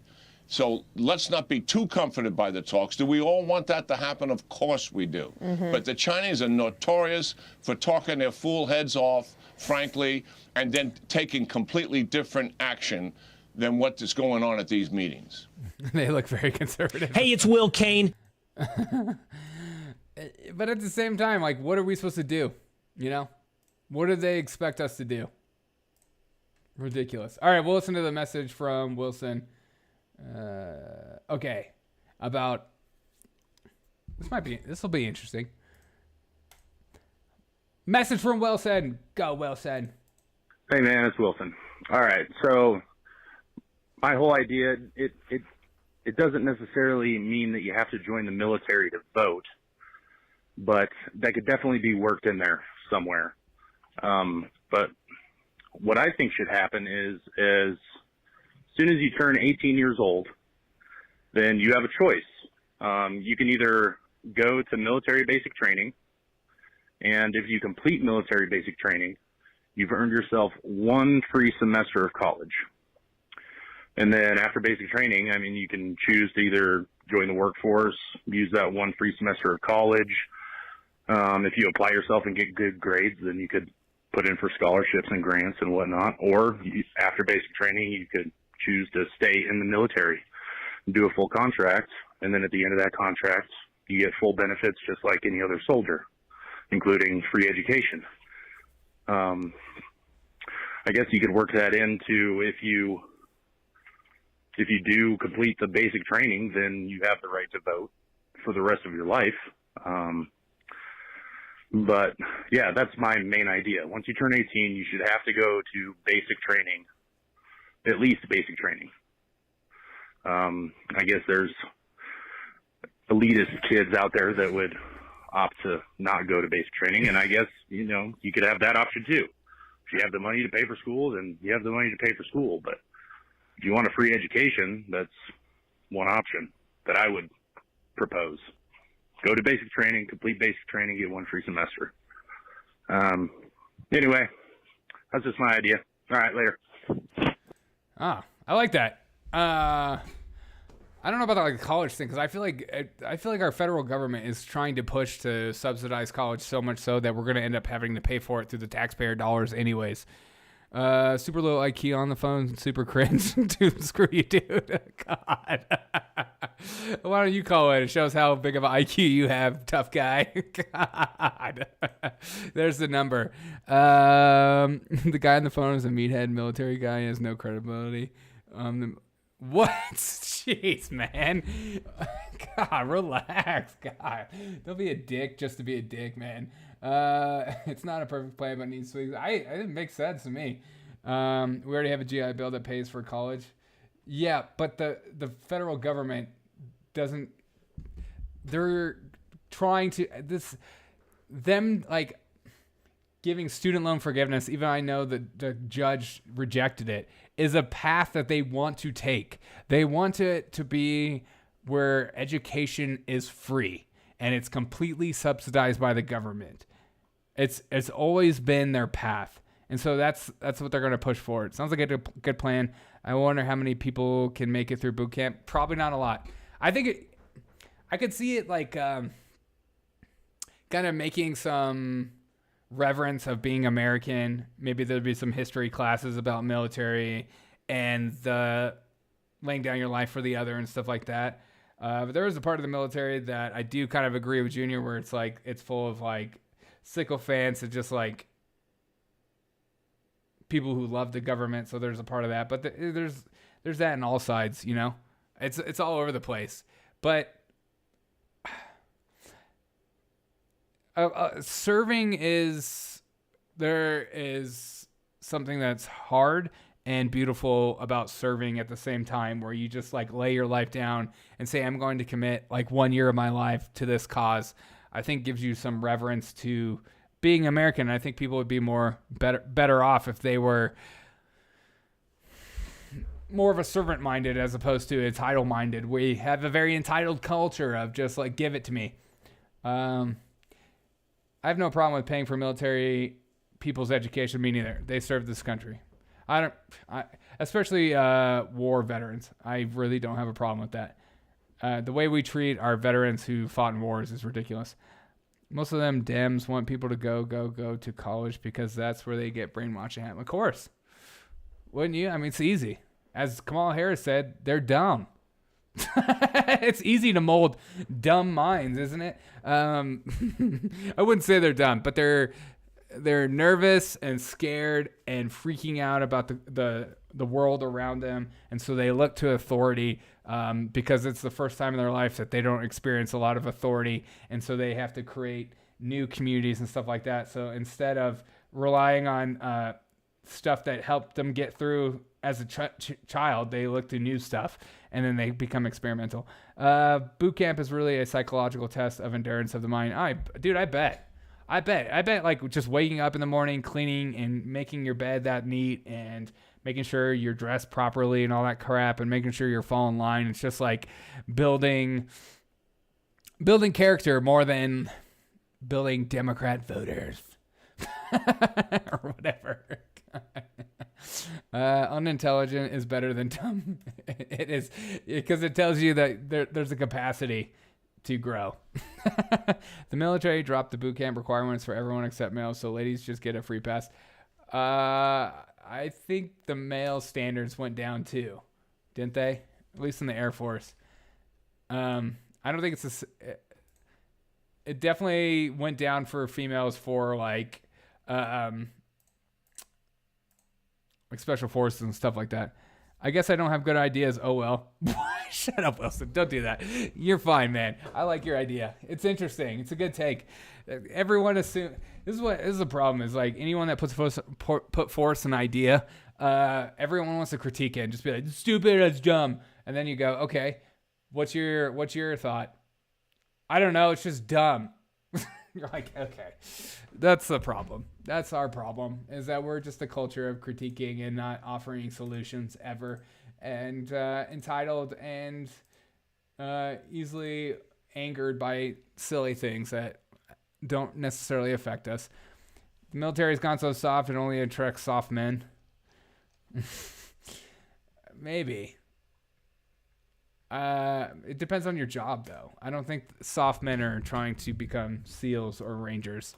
The Swiss people do something like that, and it's a good idea. If these people want their country to serve, but they need to serve for their country, so do the Koreans. I have friends that are Koreans that had to go do their 2 years of service or something like that, and every single one of them had to do it. Even top celebrities have to do it. You can't opt out. It's part of the culture. It's very interesting. That's one reason I got out, Junior. Oh, yeah. And so you go into thinking you're going to make a difference. It's just like a lot of jobs. You go into it thinking you're making a difference or thinking it's something other than what it is. And then you find out what it really is about, and then you want to leave.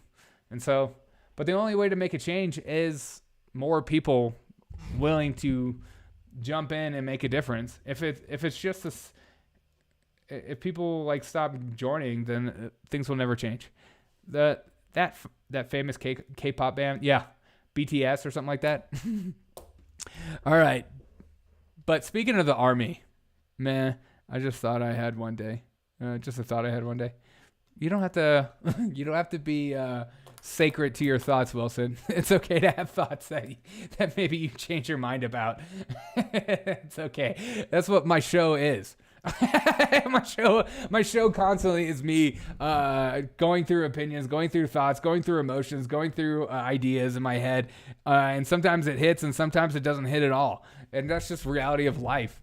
But it's better to be a thinking individual and think through things and come up with new ideas than be somebody who just is a complainer and a bitcher, because they don't create anything. They just critique everything, We're just brainwashed, Wilson. Keep up the good work. Yeah, we're just brainstorming. We're just yeah. Nothing wrong with brainstorming. You know what they say about guys in the Navy? Insert gay joke. Is that what you're going to say? The silence from Mitch McConnell is deafening. It truly is. It truly is. Mitch McConnell is probably one of the worst ever. Not a lot. The news today was really slow because Biden is outside of the United States, which is just insane to me. And the FTX thing, I feel like the more I keep reading about FTX, I don't care, and I feel like I can't do anything about it or freak out about it. All right, now we have boosted him up so much. Time to knock him back down. That was a terrible idea. Yeah. Wilson, don't ever say that again. All right, don't ever come up with new ideas. Don't try to be an individual thinker. Just fall in line like the rest of us and just believe whatever prominent podcaster you choose to believe from. And then spout the same things like you're coming up with new ideas. That's what we all do. We all just have our favorite podcaster, and then we come on to other podcast streams and just reiterate the same thing the other podcaster said. And just why is no one thinking like me, man? I'm so different. I would like to encourage Mix to get the vax and lots of booster shots. Me too. Well, he should. He's good for it. Freaking Mitch McConnell. The Senate has been excluded from getting the vax. Of course they have. Why would they? It's the same thing with the Postal Service, the military has to get the vaccine, but the Postal Service doesn't. Should tell you everything about how stupid that process is. Makes no freaking sense. It makes no sense. What would you do if this happened to you? This is the scariest thing ever. Ready?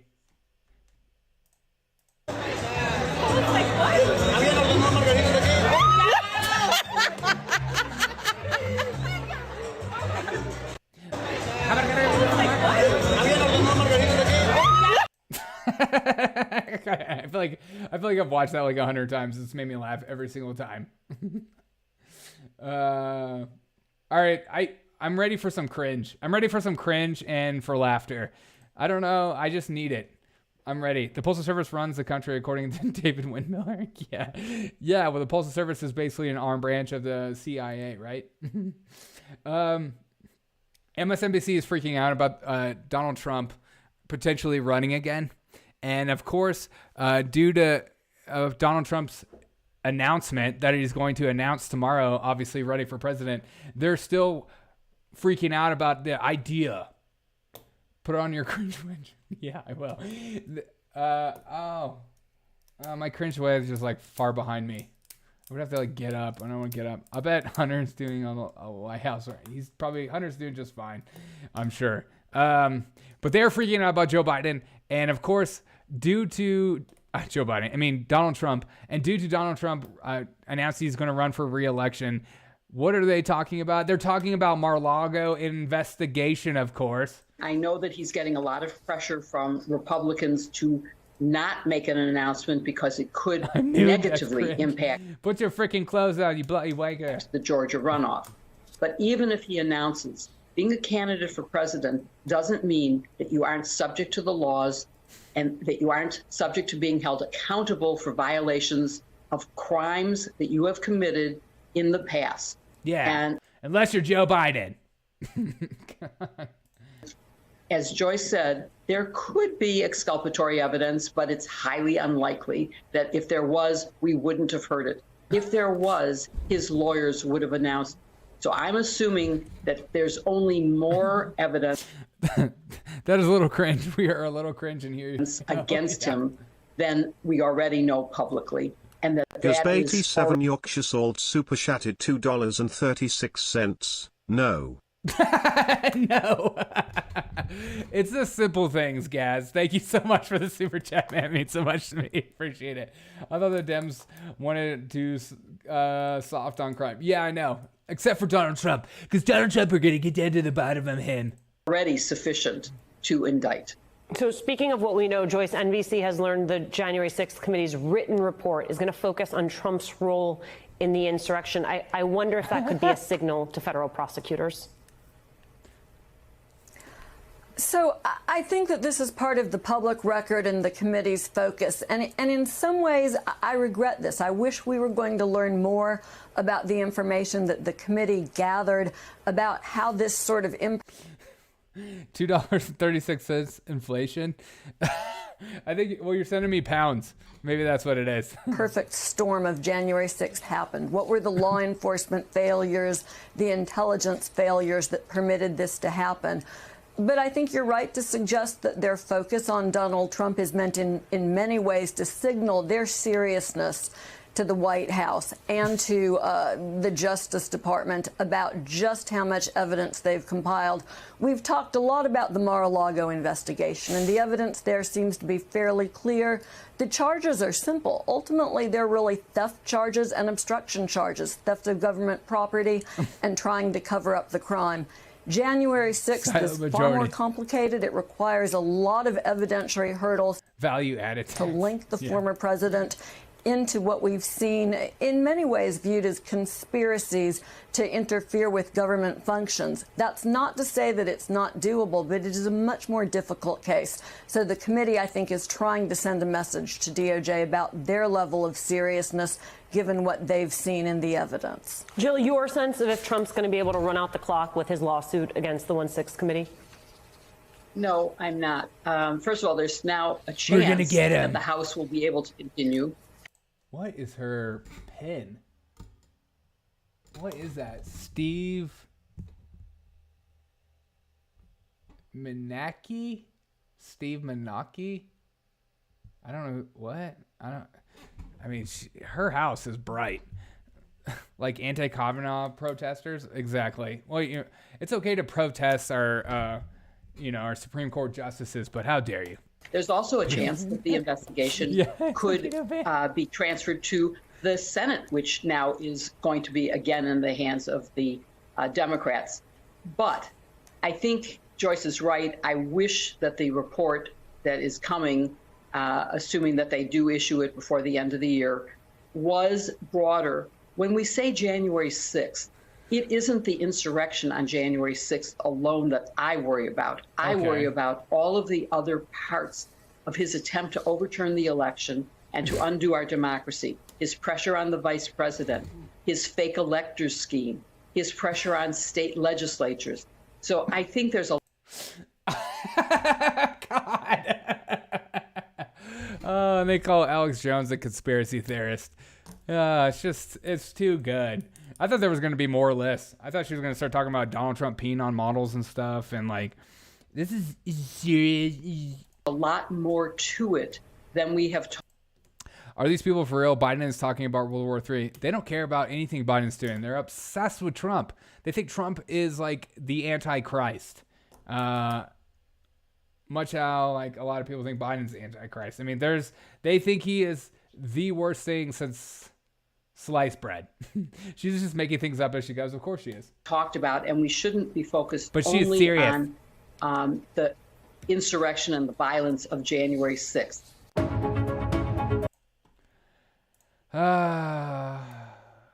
Cognitive dissonance. If you just repeat it over and over and over again, it becomes a fact. I don't know if you guys know that, but that's how things work. It's not actually that you have to find out information or back up things that you actually believe or say. You just kind of just repeat it. Just repeat it over and over again. Amen. I wish they'd stop identifying as Democrats and Republicans and start identifying as globalists and nationalists. I would love that. Another stupid idea from Wilson. I'm just kidding. That's a great idea. She's burned that she was too old for the Bunny Ranch. Yes. No, I wish. We'll never get rid of Republican and Democrat, I don't think, unless a third party rises and beats it. I mean, I know they talk about Trump being this third party and that he's going to be a MAGA candidate, MAGA party. That ain't gonna happen. That's like a MAGA wet dream. If you repeat it loud enough, it becomes truth. Propaganda 101, 100%. 100%. I also have a video popped up about from Young Turks that I think I might actually agree with. They're talking about Redfin's F around and find out about all these like apps like Redfin and Zillow, how they were literally buying houses on the market and flipping them for money.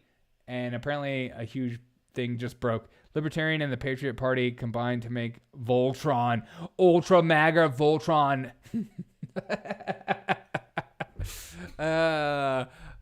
Do you guys think like we'll ever have a libertarian candidate for president that could be actually voted for and viable? And would you vote for that candidate?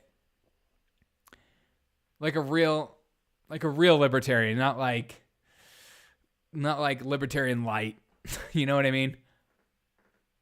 Like a libertarian that you could actually, that isn't an idiot and like speaks eloquently and has, it seems like a normal person when they talk.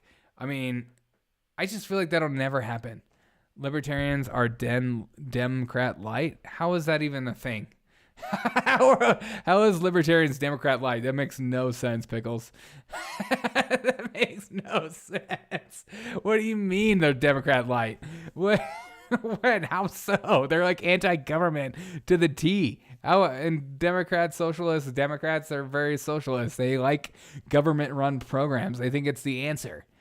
Not until the right gets into power for a little and people start to see how great it is to be free. Yeah, I feel like there's a part Republicans are libertarian light. Okay, I could agree with that statement more. Would like to see Lake start the MAGA party. I could see that.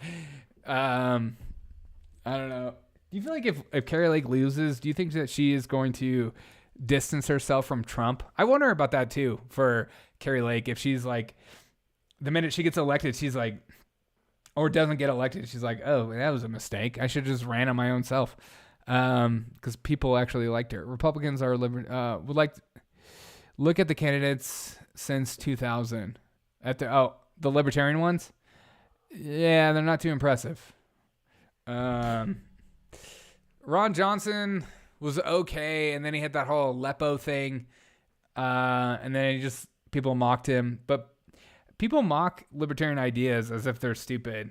It's just because I have more faith in you and me making our lives better than I do the United States government.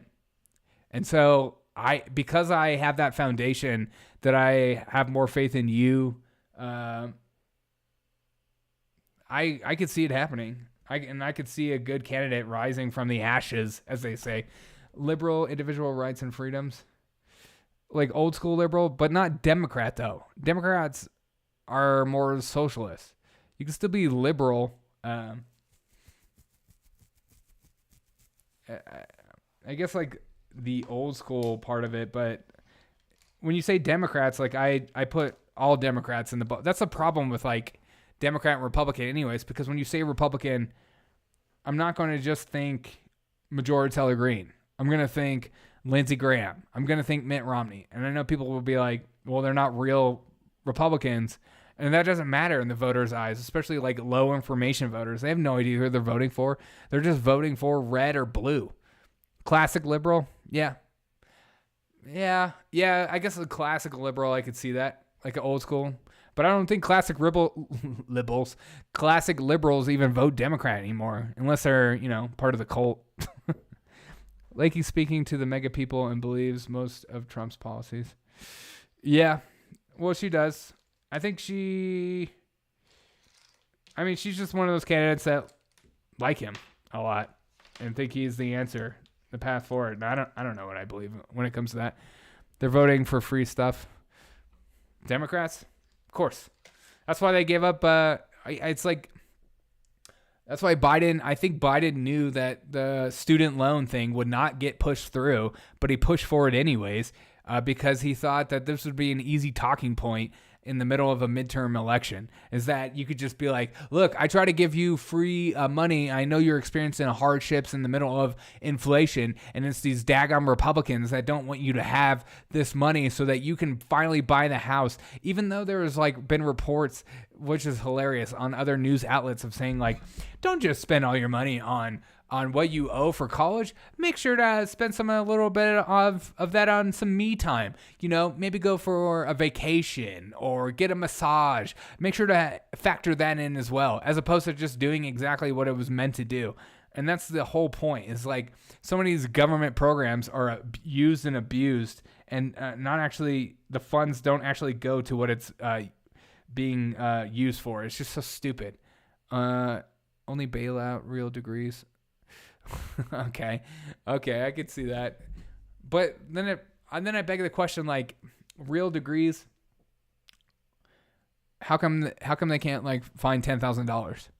Is it really because they're just that much in debt and they've made poor business decisions or something? Or is it or they have like a bunch of kids or something? Or is it they're just bad with money? Like, I don't understand if it's a real degree, you know what I mean? Like, he's not bailing out like $40,000. It's just not that much. Releasing oil from the reserve, student loan forgiveness, all stopped right after their midterms. Of course. And the oil thing, we knew that because we've been talking about that for a long time. But I remember, like, I was telling my Democrat friends who are voting for Democrat about how the gas prices are going to go up after the midterms. And they're like, no, it's not. It's going to come down because we're going to finally have supply and stuff like that. I'm like, we've been artificially inflating. Like, people don't understand that when the government subsidizes something, it's coming from nothing. And they're like, well, it's cheaper, Just 87 Yorkshire salt super chatted $2.36. Me time is racist. Like you took off that Sunday. Hey, dude. Me time is racist. Yeah, good call. Thank you for saying that. I forgot. Sometimes I forget that. What's a real degree? Maybe a real degree. I would say a real degree is something that you need a degree in order to have a license. Whether you're a psychiatrist, a doctor, a lawyer, a nurse. Apologies for toning, dude. Gaz, never apologize. I keep telling you that. I like your input. It's awesome. It's incredible. Apologize for the timing. Don't apologize for timing. Timing is everything. Trade schools need better publicity. Yes, they need better publicity, but I have a master's degree in something I'm required to have a master's degree in order to do what I do for a living. So it's those degrees I agree are needed, but then there are like some degrees that you're just like, you can read that in a freaking book, like a communication degree or something like that. You can go to like a Toastmasters and learn how to communicate more effectively as opposed to just, getting a degree. An examination of data for people who received the vaccine found Yes, Pickles. I think we kind of knew that, didn't we? Masturbators degree. We need trades taught in elementary school again. Oh my God. If only. Imagine if our school system was built on making you and me set up for life, like teaching you about tax codes, teaching you about investing, teaching you about like how to apply for a job. Instead, we're just like, lava comes from volcanoes and it produces magma. You're like, okay, how is that going to help me? I don't know, but you need to learn how to love. You need to learn how to learn, and you need to learn how to love to learn so that you will go into your life and love learning what you love to learn. What? Privatized school and they would teach that stuff. 100%. Well, you always hear modern leftists like push back on privatizing schools because they're just like, okay, then it's just going to be a bunch of Christian schools. And that might be true. There might be a lot of Christian schools. But then to act like there wouldn't be like online schools that would pop up that have good teachers and stuff like that, it's just silly too. Gaz, what is school like for you in the UK? I'm curious. High school should be split route, college prep or trade school. I would love that. I think, yeah, because you're at the point in high school where you're trying to figure out your life anyways. And so you should be trying stuff out. There's a lot of high schools that have trades as a part of it. Mine did not. It was just like getting pushed in. Of course, I went to school in South Carolina, which is notoriously known for horrible education. Even though my school like ranked one of the highest in the state, which isn't saying much. I got 6 years of training starting in 7th grade. That's amazing. I learned how to balance a checkbook in middle school. Really? By the time I graduated high school, personal checks were being phased out by most businesses. I think I remember learning about checkbooks in school too, and then finding out that I never used them. That's a weak argument for them. Yeah, it is a weak argument. Well, the argument for more freedom is that the fear of the unknown. And instead of just embracing the unknown and seeing it as an opportunity to grow and make things better, people are more scared of what they don't know and are happier with voting or staying status quo because you know the evil that already persists, because new evils could be created based on this. And so I forgot that quote. It's just like, because you already know what to expect. You already know the pain and suffering that's going to take place. Left at 16. Oh, really? That's awesome. Best trade school is the Department of Defense. They pay you to learn for 4 years. Exactly. Well, there you go. As long as you get a good job that you can apply elsewhere. If you're just like going for grunt school and then you like get out and you're like, I guess I could work at Home Depot or whatever.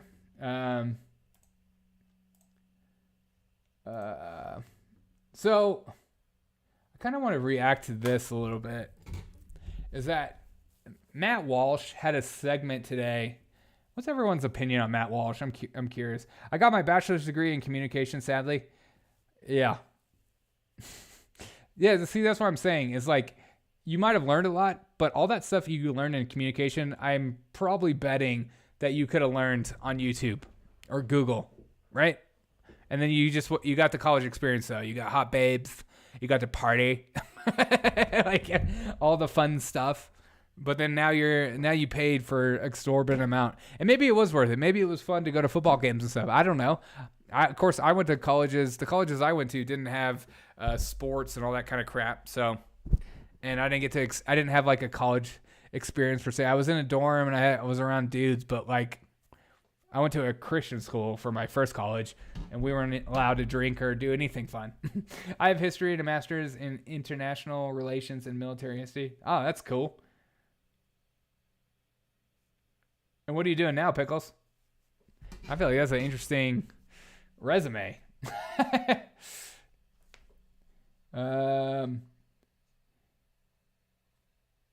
how to change privatized school. So I don't know if we should there needs to be at least more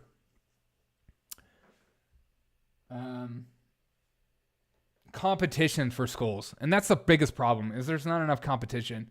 It's like you're either rich and you can afford a crazy expensive private school, or you can go to public school, or maybe there's a couple charter schools around, but it's like impossible to get in. There's just not enough incentive. It's just like our hospital system. It's like there's not a lot of incentive of like being the best hospital, being the best school in the town or whatever. I got 5 years experience on jet engines and a ton of schooling in the military for free. That's awesome. Did you go on to work in for like a airline company or something like that, like Southwest or something, to become a jet engine engineer? I think my parents were like telling me to do that. They were like, you should work on planes. Doesn't that sound cool? I'm curious if you enjoy that. Okay, how about school choice? Yes, I'm all about that, where the money actually follows the kids. Wes, I cannot understand the logic behind saying no to being anti-school choice. Everything I've read about school choice is like seems on point. It seems like it makes sense. Like it seems like everybody and their mom should be for that. Like your kid has a certain amount of money, and you go to the school of your choice, and then you go to the best school that's suitable for your child. It makes sense. I like him, Matt Walsh, but I disagree with. He said, I'm a bell end. I'll never forget the day I learned what bell end meant. I think I was watching the Ali G show. Wooker. Oh shit, bell end, mate. We spend more on education than any other nation on earth. Unions and school boards fleece it all, 100%. When I worked in education, I was forced to give to the unions, and I didn't want to, because the unions will spend money on things like giving money towards protesting an abortion, protesting for abortions. And you're just like, what does this have to do with A, my retirement, and B, education? They're like, it doesn't matter. You're a part of the Democratic Party now. You have to give. And that was one reason why I left education system, because I hated the idea that a part of my paycheck was essentially going to the Democratic Party to push their ideas forward. And that was a part of being a part of education. Well, you're a part of the union, and everyone likes unions, don't they? Say that you like union. If you just say it over and over again, you'll love the unions. Public servants should not be unionized. They are hard to fire for doing a bad... Oh, 100%. Another thing, I worked with lots of teachers. A lot of them... there's a lot that worked for way too long who couldn't get fired, who were trash. Because they had way too much power within the school system and the union itself, because they were just so known. The more money for schools thing is a scam. They just don't utilize it right, and they just spend it on stupid stuff. And it'd be different if we actually held government institutions and forced them to acknowledge and write down exactly where the money is going to and who is going to, and then there was like a list that that we could see, instead of just like, hey, this is a bill, we're giving $600 million to Ukraine. You're like, what? Where's that money going to? None of your business. It's top secret. Okay, it's top secret. It's just part of the thing that like now. You sound like Jon Snow though. I am Jon Snow, but it's not relevant. That lined me up for 6 years of working for Gulfstream Aerospace, and it continued. Awesome. I feel like that would be an interesting job, being an airline engineer or a pilot or. I don't know. Aerospace engineer, is that what you're called? I don't know. I just work with people's feelings. But I'm a favor of school choice. It should make sense that we should have more competition, and we should stop we should just make schools smaller and dip more in the area as opposed to these giant schools that are full of crappy teachers and full of traumatic events that happen every 5 minutes in these schools where people are just getting beat up and like there's just not enough teachers to stop the violence and stuff like that. It's not working. And so we need to do something different as opposed to just like the answer for so many people, especially in the Democratic Party, but also in the Republicans too, is just like, okay, if it's not working, we're just not funding it right. No, we're not doing it right. How about we stop at the core? No thanks. That's too much work. Well, I'm sorry, we have to teach our kids without unions somehow. Yeah, exactly. Exactly. And I think a lot of teachers, even though they won't have like the retirement backing or the union pay and all that kind of stuff, they will be more happy teaching kids in a private institution where they can control what is put in the kids' minds more than anything ever. Need to abolish the Department of Education. God, I wish. I freaking wish. We all know where the money is going. It's going to the union boss's 7-figure paycheck. Of course. And Democratic Party, of course. Gazba87 Yorkshire Salt Super Chatted $5.89. I worked for Gulfstream. They called me Transatlantis.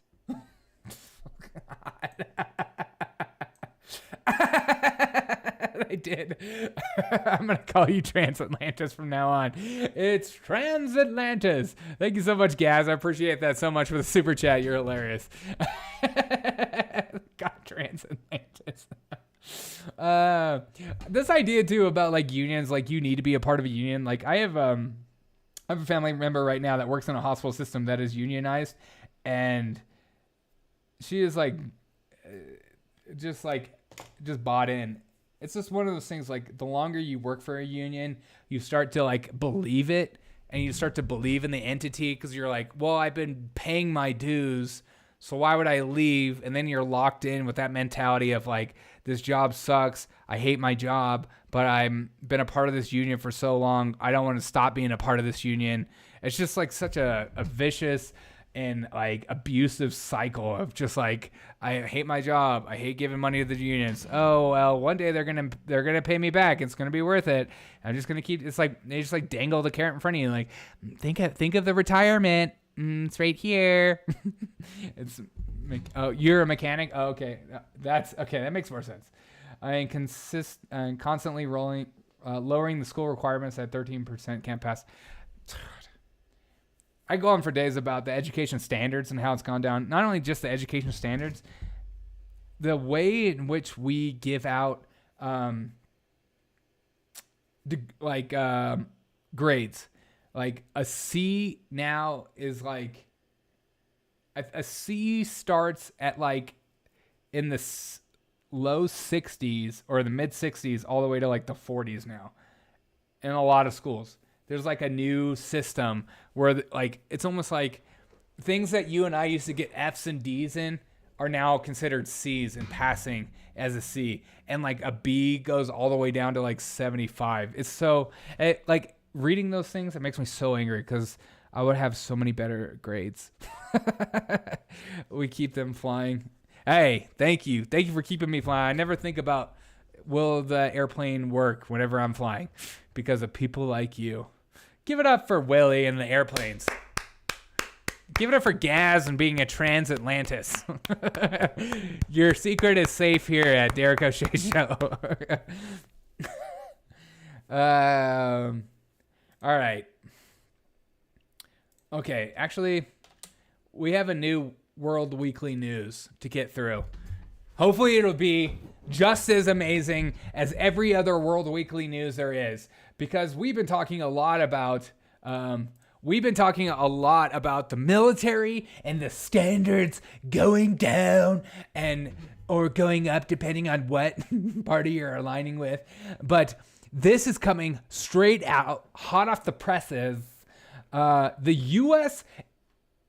Army is planning an army of Bat Boy clones. Gazbait7 Yorkshire Salt Super Chatted $2.36. True International Depressure. I like that it tried to read what you wrote. True International Depressure. Socialism wars bad behavior. Why do I need to work hard if I get the same no matter what? Just do the bare minimum. Yes. Just a good living wage, Wes. But the army is doing a new Bat Boy clones. I'm not kidding. Gazbait7 Yorkshire Salt Super Chatted $2.36. True International Depressure. I like that it reloaded. All right. The Pentagon wants to create a battalion of heroes. The U.S. Army War College in Carlisle, Pennsylvania, has strongly advised the Pentagon to create hundreds or even thousands of Bat Boy clones to serve in all branches of the military. I knew it, Wilson. It's because of you. You did a bad job, and now they're bringing Bat Boys in. Its bold but controversial plan is enacted. Ooh. War College analysts are convinced that the army of Bat Boys could be used to protect the U.S. interests at home and abroad. They will be used to drive terrorists out of every corner of the world, including the UK. Just ask Gaz. When the Bat Boys are let loose in the most dangerous parts of the world, it will have a major impact. It will only be a matter of time before they flush out the terror masterminds like we have at Guantanamo Bay. Bat Boy has the genes we need to create an army of the future, says War College source. The United States is a mighty country. We can't continue to throw billions of dollars into the military technology to continue fighting wars. Bat Boys, not billions. I signed up to have 5 Bat Boys created in my DNA. Gotta feed the machine, you know? Yes. I do know. Thank you for feeding the machine. Bat Boy clones will continue to change all in a hurry. They won't need expensive technology and hardware like assault rifles and AR-15s that we need to regulate. Because they do their best fighting stripped to the skin. Nobody likes a stripped Bat Boy more than Joe Biden. We envision them using their blinding speed. Blinding? Whoa, that was fast. It's freaking blinding, dude. You're so fast, you blinded me. Nimble and unpredictable moves. The clones will have the ability to see with their bat radar. No. Bat Boy, isn't that where COVID came from? Oh, you son of a gun. Don't bring that conspiracy theory nonsense into here. A little fast, Ricky Bobby. If you ain't first or last. The clones will have the ability to have bat-like radar, attack with sharp fangs, and utilize their remarkable crepited strength to attack all enemies.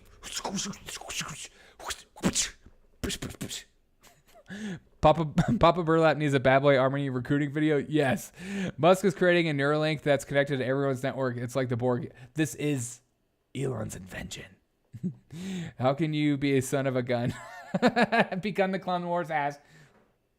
Begun the Clone Wars ass. Okay. Is Bat Boy superhuman? Says Elon Musk. Neither the Pentagon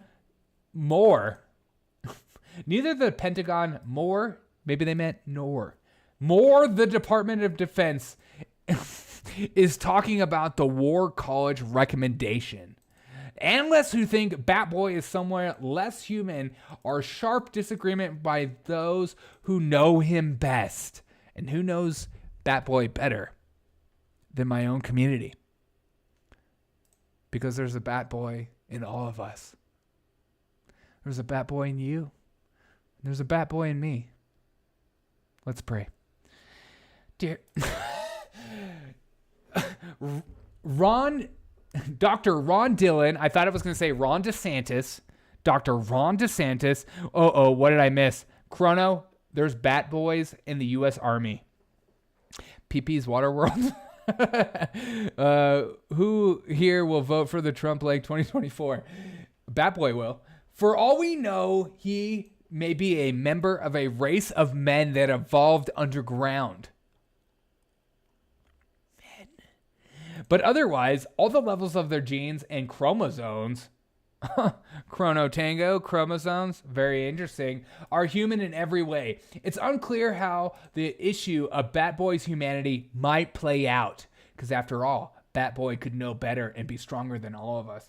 But as the news of the war college recommendations continues to leak like olive oil from a colander, pundits are eager to tackle an issue that could hold the public's interest for years, like my own right now. Derek O'Shea, Papa Burlak, 2024. I'm here for that. Some already want to know why nobody's asking Bat Boy whether he even wants to be cloned, which is a great question. Would you be cloned if you could? Because then you could live forever.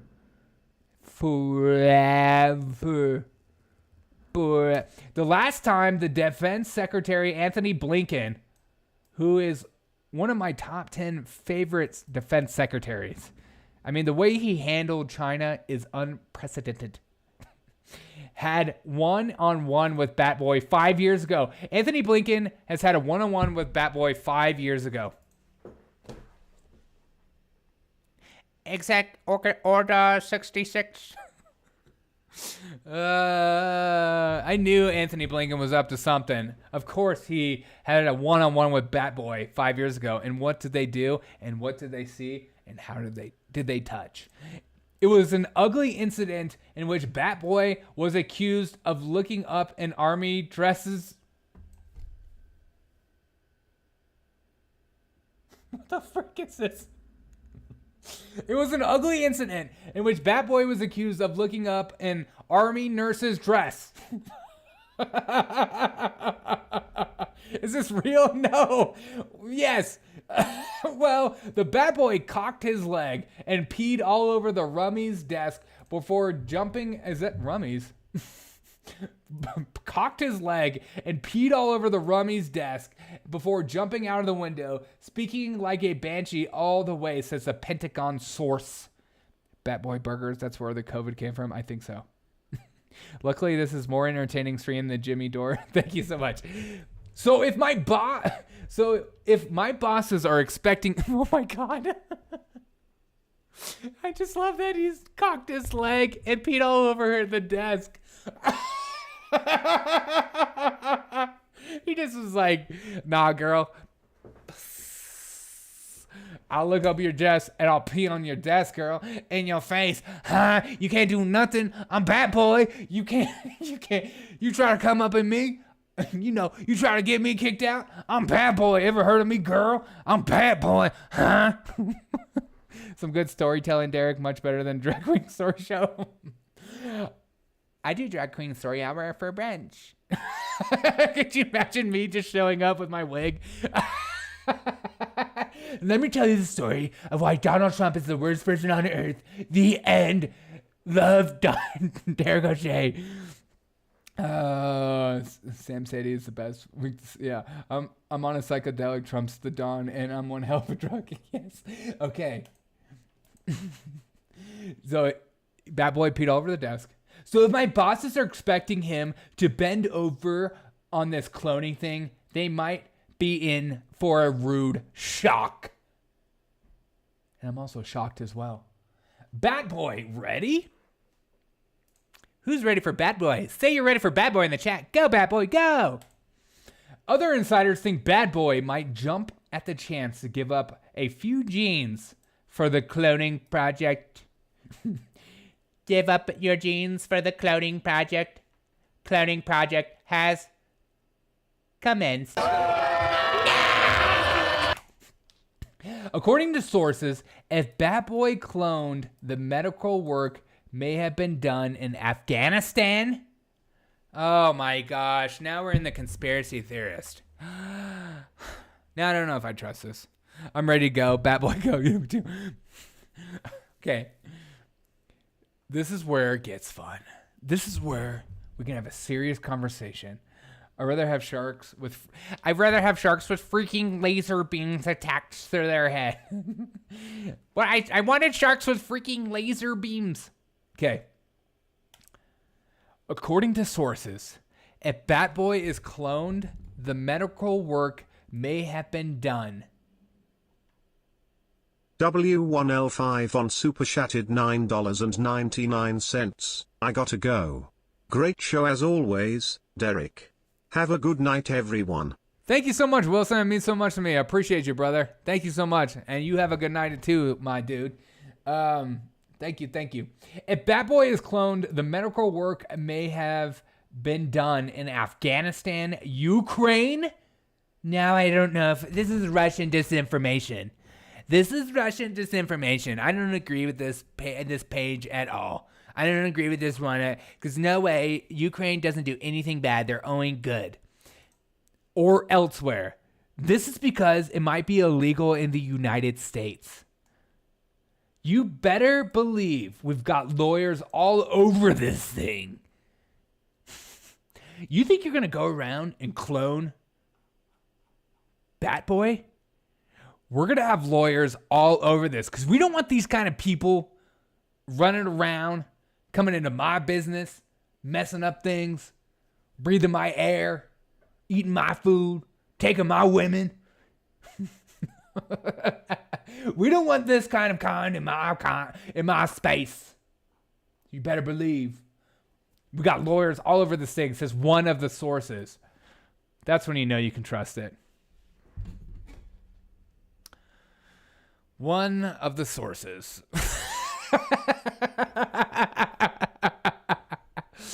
If Bat Boy's genes even look like they might be human, there's going to be trouble. I'm scared. I am very scared. And I think you guys should be too. You're off too? Appreciate you guys. You guys are the best. All right. I'm off too. This is my last quote of the day. This is my last thought of the day. I appreciate every single one of you. I was going to talk about... Matt Walsh did a segment on kids and mental illness, and I wanted to get into it. Hey, thanks, Gaz. It means so much to me. It didn't even load. Junior Coach, I'm here. Gentlemen. Hey, no, I appreciate you guys. I appreciate you, Junior. Gazb87 Yorkshire Salt Super Chatted $2.36. God bless. Hey, God bless to you, man, dude, too. But I want to kind of finish my show. I gotta go meet. I have a work meeting tonight. It's I just get off work and then I go back to work and then I go to work. So, but I always want to come here and have fun with you guys for a couple hours because you guys mean a lot to me and I appreciate every single one of you guys. You guys are the best. You guys are my favorite people on earth. Even if we disagree and get into it, I like it. But I wanted to leave with this. J.K. Rowling once said this. And hopefully that maybe you guys could also apply this to your life somehow. If you want to know what a man's like, take a look at how he treats his inferiors, not his equals. And so I just want to encourage you guys today to reach out to people and be nice to people around you. Be nice to people who are different than you. Be nice to people that you're seen as lower than the other, because you can always tell a man or a woman's worth by the way they treat their inferiors.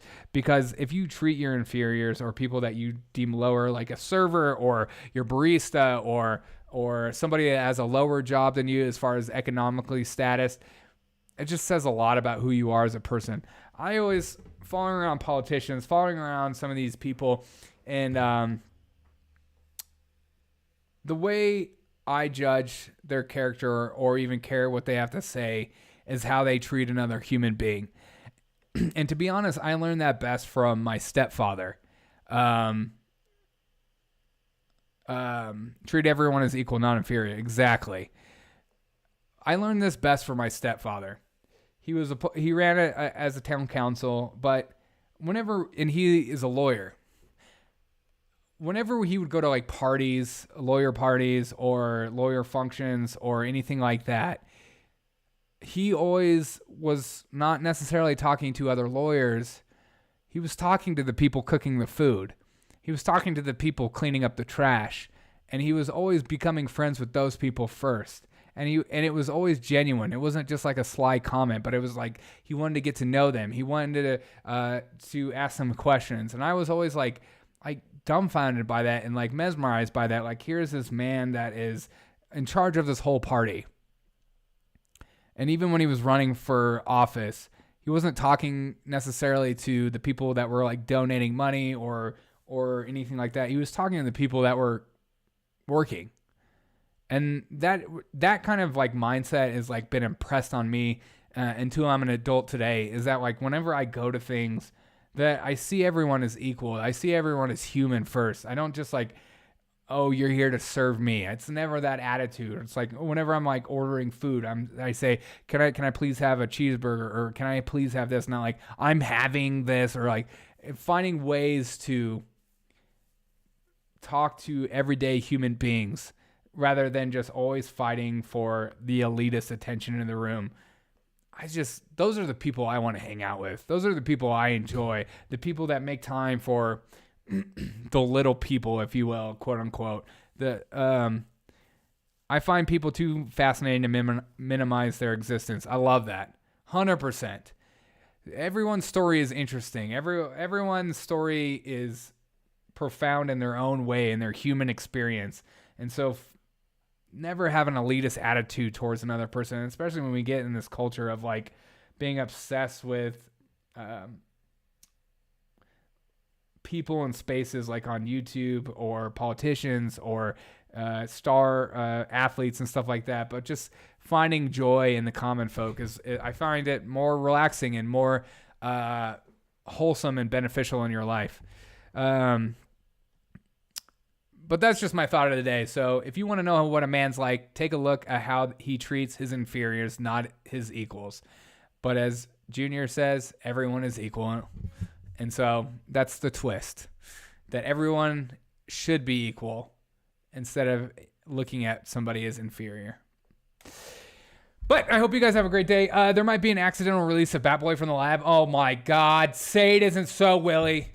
Swear to God, if Bat Boy gets out, we're all gonna die. It's gonna be freaking hell on earth. It's going to be scored. It's going to be like January 6th all over again. So wait, Stacey Abrams looks like she can take a massive you guys are the best. But I appreciate every single one of you guys. Thank you so much for joining me. Thank you so much for hanging out with me. Thanks for the show, bro, and your kind words. Hey, I appreciate it, man. I try to be positive. There are too many like podcasts out there, political podcasts. It's like they don't necessarily speak to the human experience. They're just telling you like why the left is being so douchey. And like, we get it. That's a part, and I want to laugh through that, but I also want to like have like edifying conversations between each other that bring each other up and make each other better men and women. You know what I mean? I find that almost more enjoyable sometimes than just laughing at these idiots. Don't be blowing smoke up our asses, Derek. I'm not. I'm being for real. I would never lie to you. What's the point of me lying to you? That's not me. That ain't me. But I appreciate every single one of you. Chrono, thank you so much for hanging out with me. Willie, thank you so much as always. Junior, thank you so much as always. Wes, thank you so much. Queen Bird, thank you so much for listening to me while you drive. It means a lot. Gaz, as always. James Richards, thank you so much. And thank you so much to all those that, watch me as a creep and never say hi on chat. I appreciate you guys too. But Wilson and Pickles and I think I got it. Everyone like that. I always appreciate you. Thank you guys so much for chatting with me. It helps my algorithm out when you guys chat with me.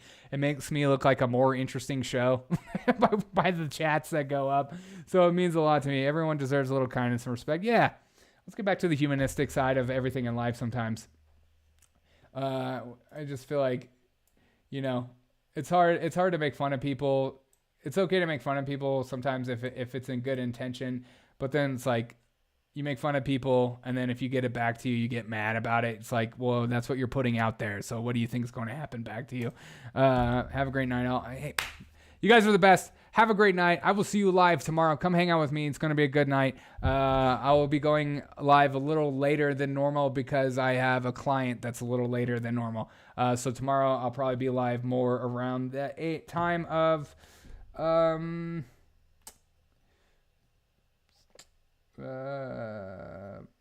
p.m. Eastern or something like that. But I thank you guys so much. You guys are the best. Have a great night. Love every single one of you guys. Please share this on all social media platforms. The only way I grow up. But thank you so much for getting in the chat and saying what up and all that good stuff. But take it easy on this Slow News Monday. I appreciate you guys hanging out with me on the Slow News Monday. They can't all be wieners, but I hope you guys had a good night. It means a lot to me. I appreciate you guys. Have a good night. Bye-bye.